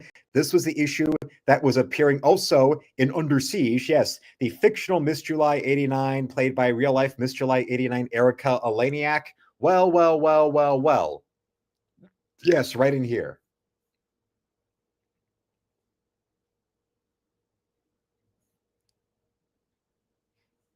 And yes, I love that Erica Eleniak issue. You turned into Caitlin Fairchild. Yep, I believe it actually was in this, but before then, she also appeared on the cover as part of the Girls of the Big East, because yeah, this is April 89. You see her right there. And then July 89 is when she actually was the centerfold. They would do that sometimes. There was also that very rare time where the centerfold is also the cover model, like with Brandy Brand, who also appeared on Playboy in Married with Children, but as herself. And of course, there's Brandy Brand, who also appeared on the cover later on with Trump. And also, for those Wheel of Fortune fans, there's little Miss Vanna White, bare-assed on the cover. because that would happen sometimes. Or like a model there would be a woman who would do like a test shoot, but then they wouldn't become a centerfold, but then they become famous later on. Like one of the original 5 MTV VJs, Nina Blackwood, did a test shoot for Playboy. They rejected it, but then when MTV took off, they wound up putting that spread in the magazine because, well, you signed a model release. That means legally we can do whatever. Unless she starts dating Cyclops, it could then optic blast, Hef's head off. I don't know.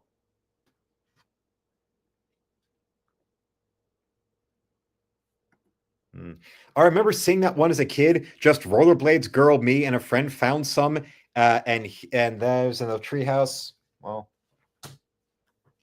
yeah, this is a nice one of her. And although it is sad to know that in the time between when she was in ET and doing Playboy, that she also had been in rehab. She was in rehab before she was 18, I think. Yeah, she had a severe problem with booze. Yes, this is the classic like late 60s when the X-Men started having different costumes in the original 60s dud Marvel run, even before the Chris Claremont stuff. Yeah, this is the here. This one, not the WD-40 can, but yes, so Nick says, unfortunately, I have to go, everyone. Lunch is about to end. Have a good night, everyone. Well, then, let's all show Nick a good see everyone off. And yes. Here it is. Starting, well, she's not topless, so we can show off that ass. And she's not showing labia, so we can show off that ass, too. She's a sexy sailor. Wouldn't you, if you owned a boat or if you were going to go and travel on a boat, wouldn't you want, your captain to look like her? Everyone wishing a good night to Nick. That is good. I mean, it is a nice, she does have a nice ass. It's actually hers. It's real and honest. It's not, a cartoon circus tent with implants ever since the Kardashians. That's stupid. That ugly, stupid shit.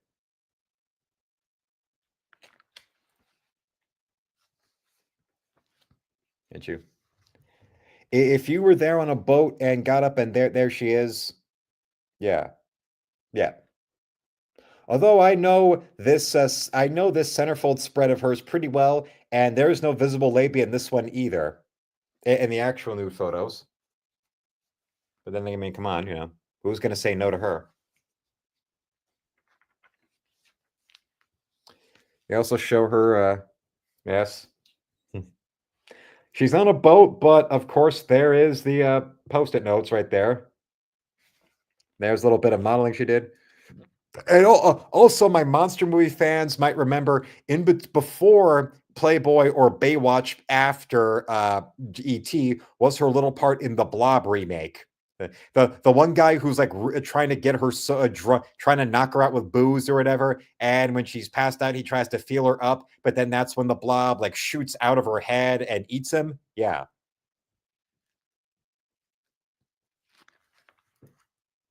And Vanessa agrees, yes, that's true. In the 70s and 80s, all the women had real breasts and real asses. Yes. The next time you see some idiot who doesn't know any better, no. This, no, human.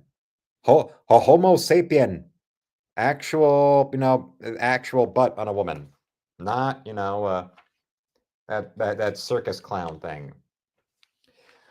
Well, now she's, I certainly prefer these lower decks over that stupid ass Star Trek cartoon show. If you know what I mean. Although this, with her panties down her ankles like that, maybe she was just going to pee. I don't know.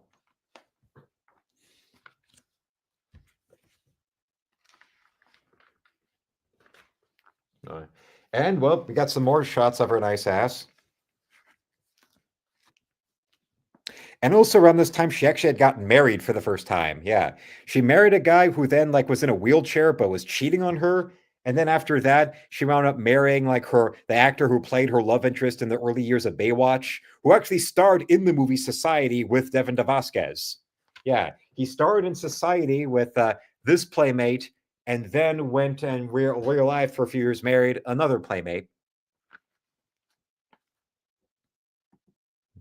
Must have been popular in Japan. Well, maybe. A pre-TDS Tosh said it best about plastic surgery. Now the outside looks like the inside. Fake. Yes. Yes. Yeah. Considering what Daniel Tosh was like in the early years of his show, and then when he went full Trump derangement syndrome, considering how woke, the city of Chicago is, and a lot of the regalia inside Chicago comics was very much in that Kelly Sue DeConnick fashion. No wonder when you first step inside, they had an ad on like the rack where newspapers would be. They had a rack for Daniel Tosh Live. And there is a picture, one picture that I know you all will get a kick out of that I got from visiting Chicago Comics yesterday.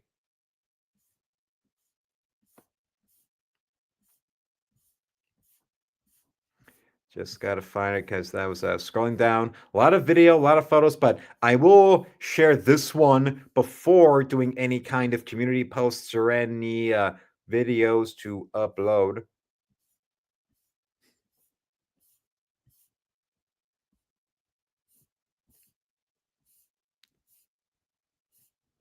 Come on, where is it? Unless it's not, it should be available. Oh wait, here it is. Here it is. Found it. Found it. Found it.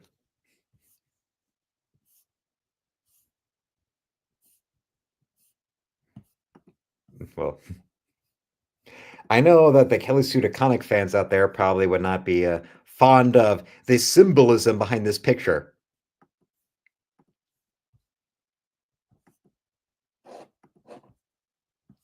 Yes. Here's a Pride Month book in the dollar box. Here, seriously, we've got it for $1. That's I couldn't when I noticed that I knew I had to get a photo of that. And what's funny, they had those dollar boxes were in on these shelves that you had to squat down and get on the ground to get to try to access. While if you actually standing upright and fully visible for anybody to see that was in that back section of the store, you had a magazine section that included back issues of Playboy and also an issue of FHM magazine, if you remember that, with which I actually did buy one of them. I showed you that. Yes, I got the issue of FHM with Anna Kournikova on the cover, the little Russian tennis sex goddess from the late 90s. But yes, back to she with the nice ass that's actually human.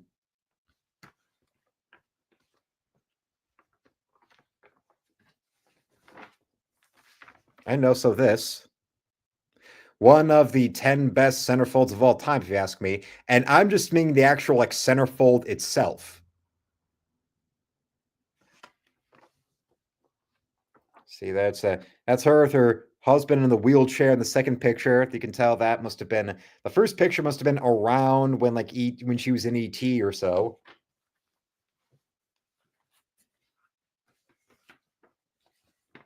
Let's see. Well, what is the guess for her bust, waist, and hips? I'll give you a good solid 20 seconds on that one.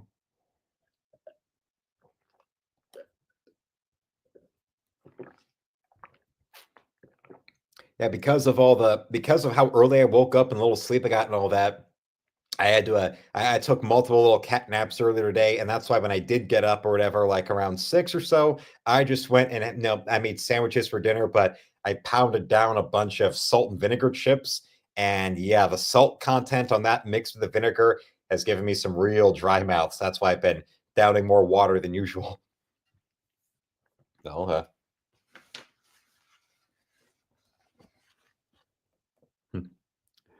nice.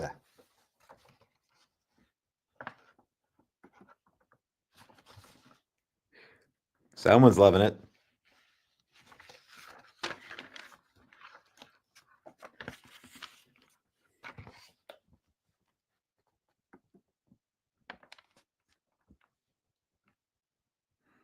There we go. Oh yeah. Wait.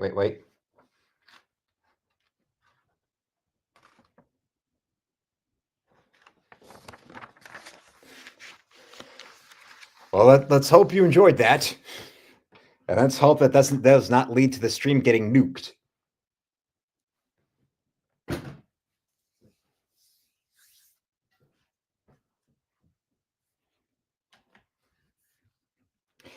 I noticed that the chat's a little stuck, but maybe that's probably because the chat was everybody in the chat just did what Al Bundy did when he saw Devin DeVasquez topless there.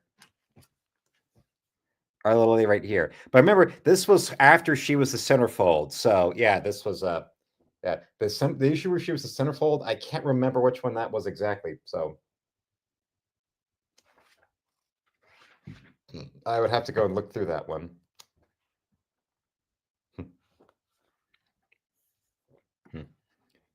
I watched Steven Seagal Under Siege and recorded that with the VCR camera pointed at the screen. No. My chat always does that, says thanks. Yeah, well, yeah, and I know why. If only I was showing, like a drag parade where somebody was waving their dick in a 6-year-old's face, then it would be considered progressive.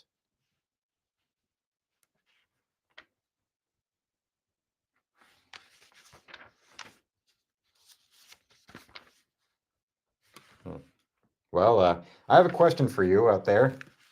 If Elm Street 2 is such a gay movie, then what is a still from Elm Street 2 doing in this issue of Playboy? Yes. This issue of Playboy surrounded by all these titties. Let's see what the caption says.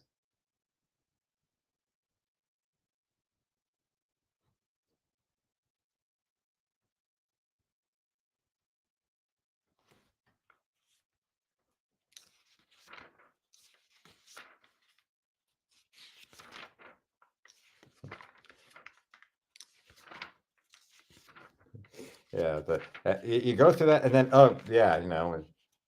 that's what people want to see in Playboy. You want to see Steve Gutenberg followed by David Horowitz as well.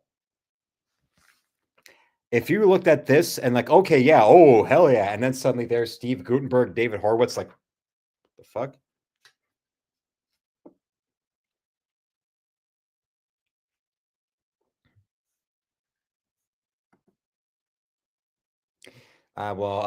That I'm guessing you could, although if you had 2 VCRs, I bet you probably could do that thing where you could, if you were like, say you didn't own Under Siege, but you wanted that Eric Kalaniak scene, what you would do is record the scene.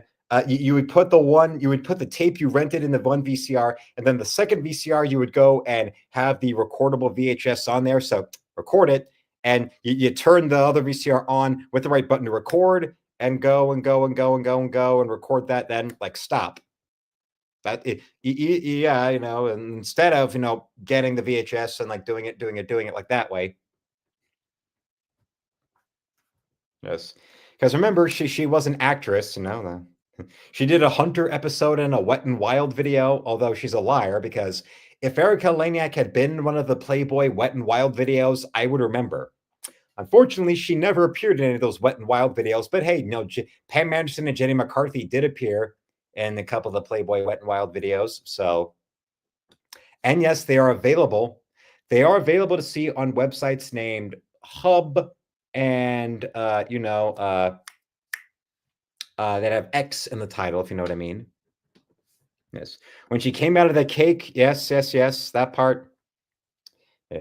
Although, yeah, the most like the most ghetto way to do that, if you were renting that tape and you wanted your own copy, is to just point your camcorder at your TV.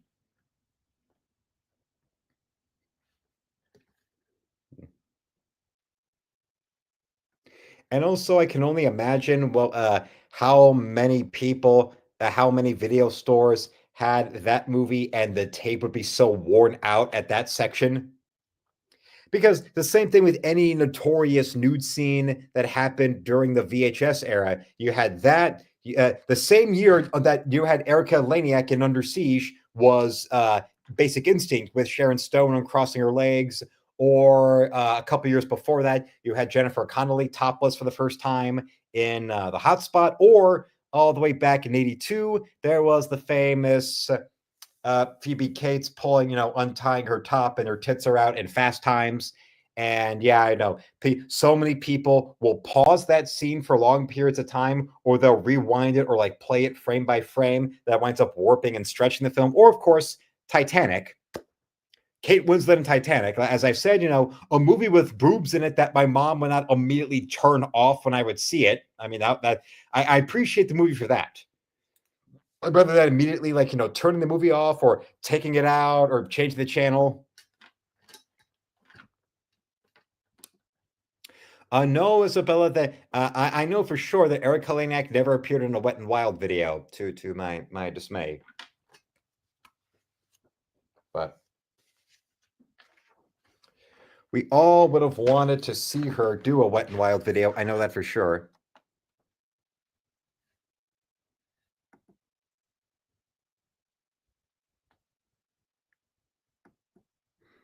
Yes. It absolutely wore out, I bet. Oh, yeah. I think that's why once with optical media, starting with Laserdisc and CDs before you got to the DVD format and all that, a lot of people probably did graduate to that. And people with deep pockets that also wanted to see those titties probably enjoyed getting movies like Fast Times or Under Siege or even Species on Laserdisc. If I found a store around here that had laser discs available, I bet that if I was able to get those and get a laser disc and got to those scenes, it would be interesting. I mean, I've always been interested in trying to track down laser disc copies of stuff.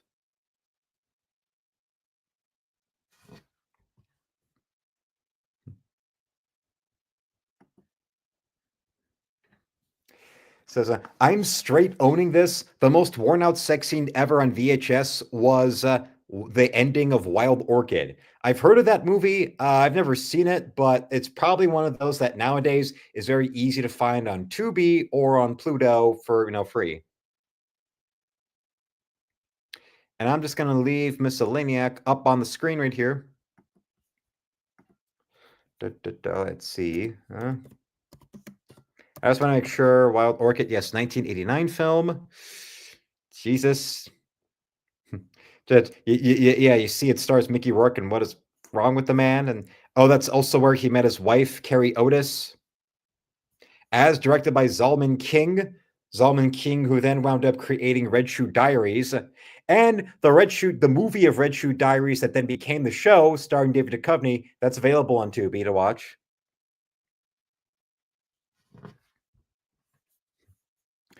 RJ McCready says, I would try making up for that warping in Under Siege by returning it multiple times on the scene where Busey spits in the bouillabaisse. Oh, okay.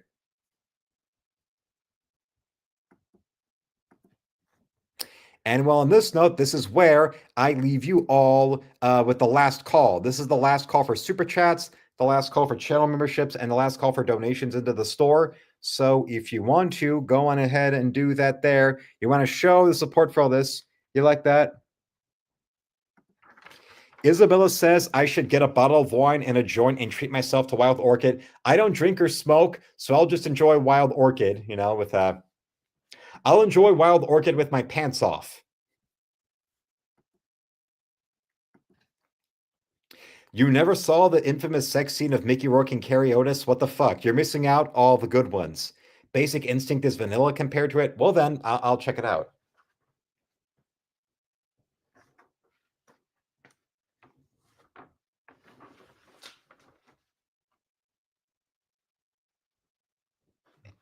The more I look at this centerfold here, the more I do notice that there is a bit of a... The more I do notice that there actually is a little bit of labia, but you got to look close up because the bush down there is so dark that, yep, there's the labia right there. Oh, yeah. Oh, yeah. Oh, yeah, that's fun. That's very, very fun.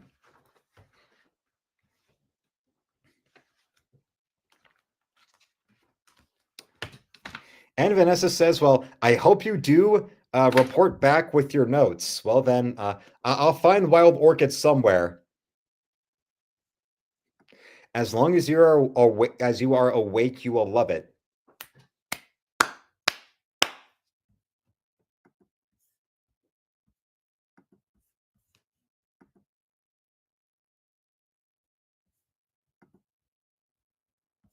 Oh, Nelly. Whoa, Nelly. Yes. I'll make sure of that.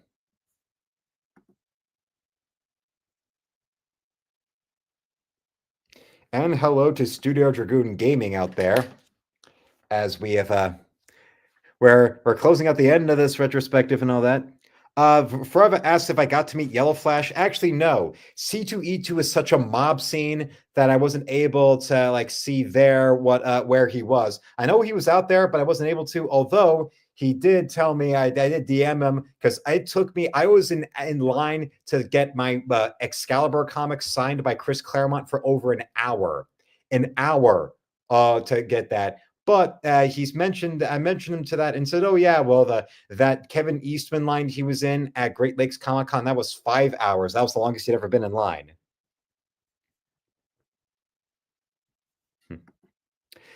Yes, my lady. Yes, my lady. Well, no. If you remember that song, then that means you'll have a different understanding of me saying. You'll have a whole new meaning to the song. Come, my lady. Come, my lady. Yes. Come, my lady. Oh yeah.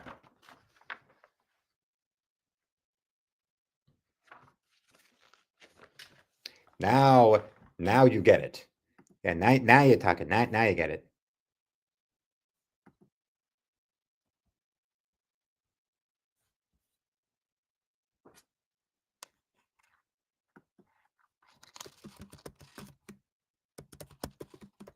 You understand it now.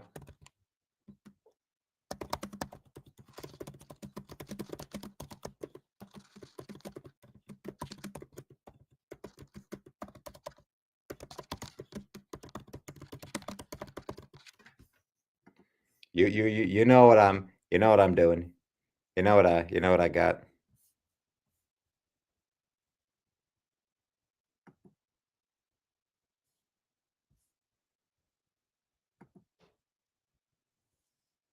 You know what I like, baby. Oh yeah. Cause you know what I'm into. You know what I like that, baby. Oh yeah. You like that? Yeah. Now you know what I want. You know what I need, honey. That's what you're doing. That's what you got. That's what you're ready for. Now oh wait. Looks like it was a fun C2E2 for you. Oh yes, well, I got a David Lynch poster, and I got some.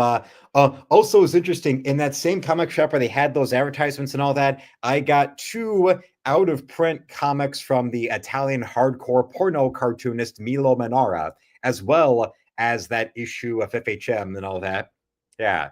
Uh, Yes, Milo Manara, that was the Italian cartoonist that did that cover of Spider-Woman on all fours with her ass up in the air. That one, yeah.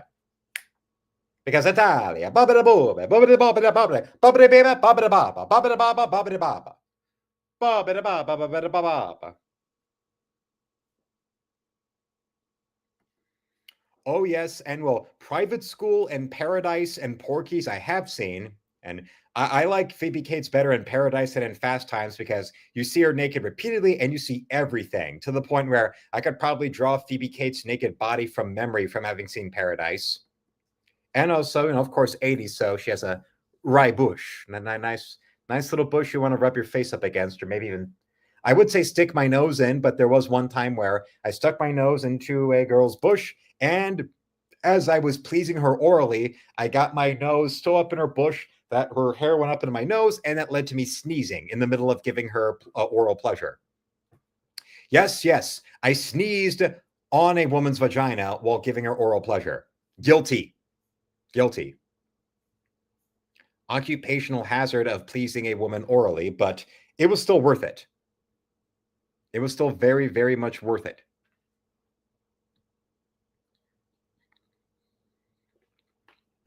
Oh, baby. Oh, baby. Oh, baby. Did your sister buy you anything? Oh yeah, actually, she was the one who took care of the signatures. Yeah, when it came to paying for the signatures at the show, that's what she did. And also, she got me this nice. Well, for me, getting the morning coffee I had on the way back on the Amtrak home today. Yeah, she gave me one of those like stainless steel kind of thermoses to keep it in. Yeah. Or as RJ McCready says, if you look at Phoebe Cates either in Paradise or Private School or even Gremlins or even Drop Dead Fred, it reminds you what RJ McCready just said. Kevin Kline is a lucky bastard.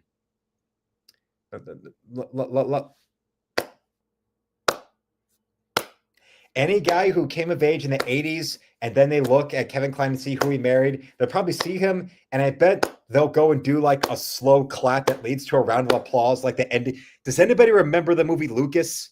It's like the ending of Lucas, the slow clap that then leads to an uproarious round of applause from everybody. And then the Thompson twins just starts playing. There's no stereo or someone's iPod anywhere. It's just the song starts just playing from the boombox of God himself.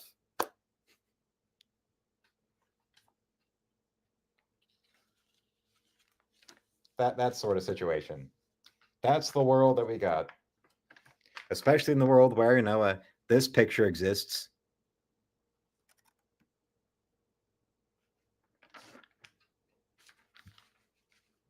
I maintain that is what happened. That's what happens whenever a group of guys who see Kevin Kline that they hit puberty in the 80s, when they see him, that's what they do. Oh, yeah. If I was king for just one day, I would give it all away. Because love is all you need to get us through. Yes. If you remember that band. Yes. Well, if you're referring to Phoebe Cates, yes, they are. They're very nice. But she pretty much walked away from acting after Drop Dead Fred or whatever. But no, an actress who's not made herself completely plastic or creepy looking, that's no, I appreciate that. Like, then you've got somebody like, what's it? I've said about Jennifer Connelly how she was the Phoebe Cates of the 90s, but then, starved away her body, and now she looks like Daniel Day-Lewis in drag.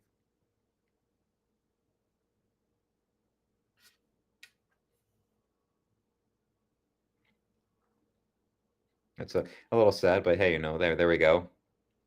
And well, hey. And also, I got these.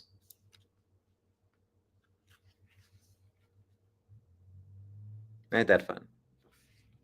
If only there was one like this, but it was of Erica Laniak in this pose, and of course she wasn't wearing anything.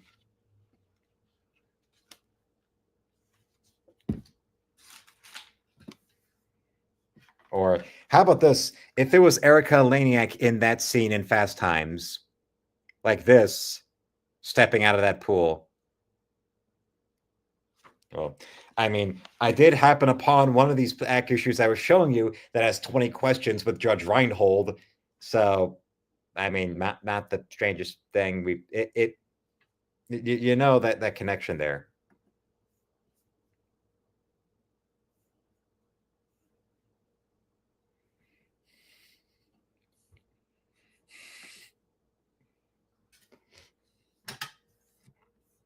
No. And yes, I have seen Erica Laniak's Playboy video profile, but you don't really get to see her wet in that one. Although her stepping out of the dripping pool like that, there we go. Yes, with the or how even our Latina right here, little Miss Señorita de Vasquez. Oh, ¿qué pasa? ¿Qué pasó? ¿Qué pasó? No, le corre todo lo que queco. Taco flavored kisses. Taco flavored kisses for her. Mm. Do you think that if Prince ever pleased her orally when they were dating, that he would get up from doing that and be like, just like tacos? Yeah. Taco flavored kisses for my prince. Oh, tacos or tacos. Oh, Prince, you almost make me forget about the tacos. Tacos, tacos are up in my tummy, yummy, yummy, give me more. Oh, la bella, gecko, gecko, the dolphin.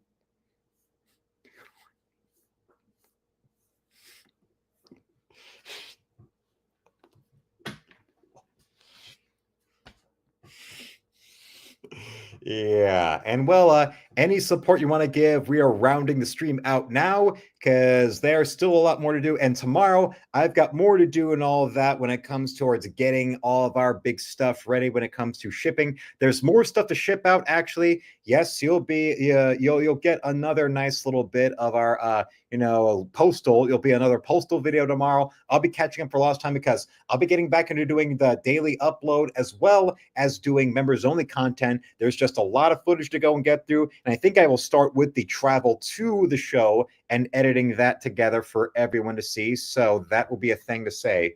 Whatever it is you've got, whatever support you want to give to the channel, this is your last moment. This is that last magic moment right here. So that then we can all get back to the fun of what we were attempting to accomplish in this time. And this day, and this fight. Remember this day, remember this fight. Lesbos, ho, ho, ho. Lesbos, ho. If you remember that one there, oh yeah. Oh, you will, be. Oh, right there. What you doing there, you Richie Rich? Oh, what that cash chucker? What's that? A tea? Time to leave? Well, on that note, I want to thank you all for watching. Subscribe to the channel or hit 10,000 subs. Become a member today and shop at my art store with the second link below where you can buy my art or you can commission me or you can support me directly with a donation. Tomorrow, I will have my shorts, regular shorts at 5 p.m. Eastern, 5:30 and 6. My upload will premiere at 6:30 and I will be live again at 10. So until then, felines, slam it, lick it, suck it, and see you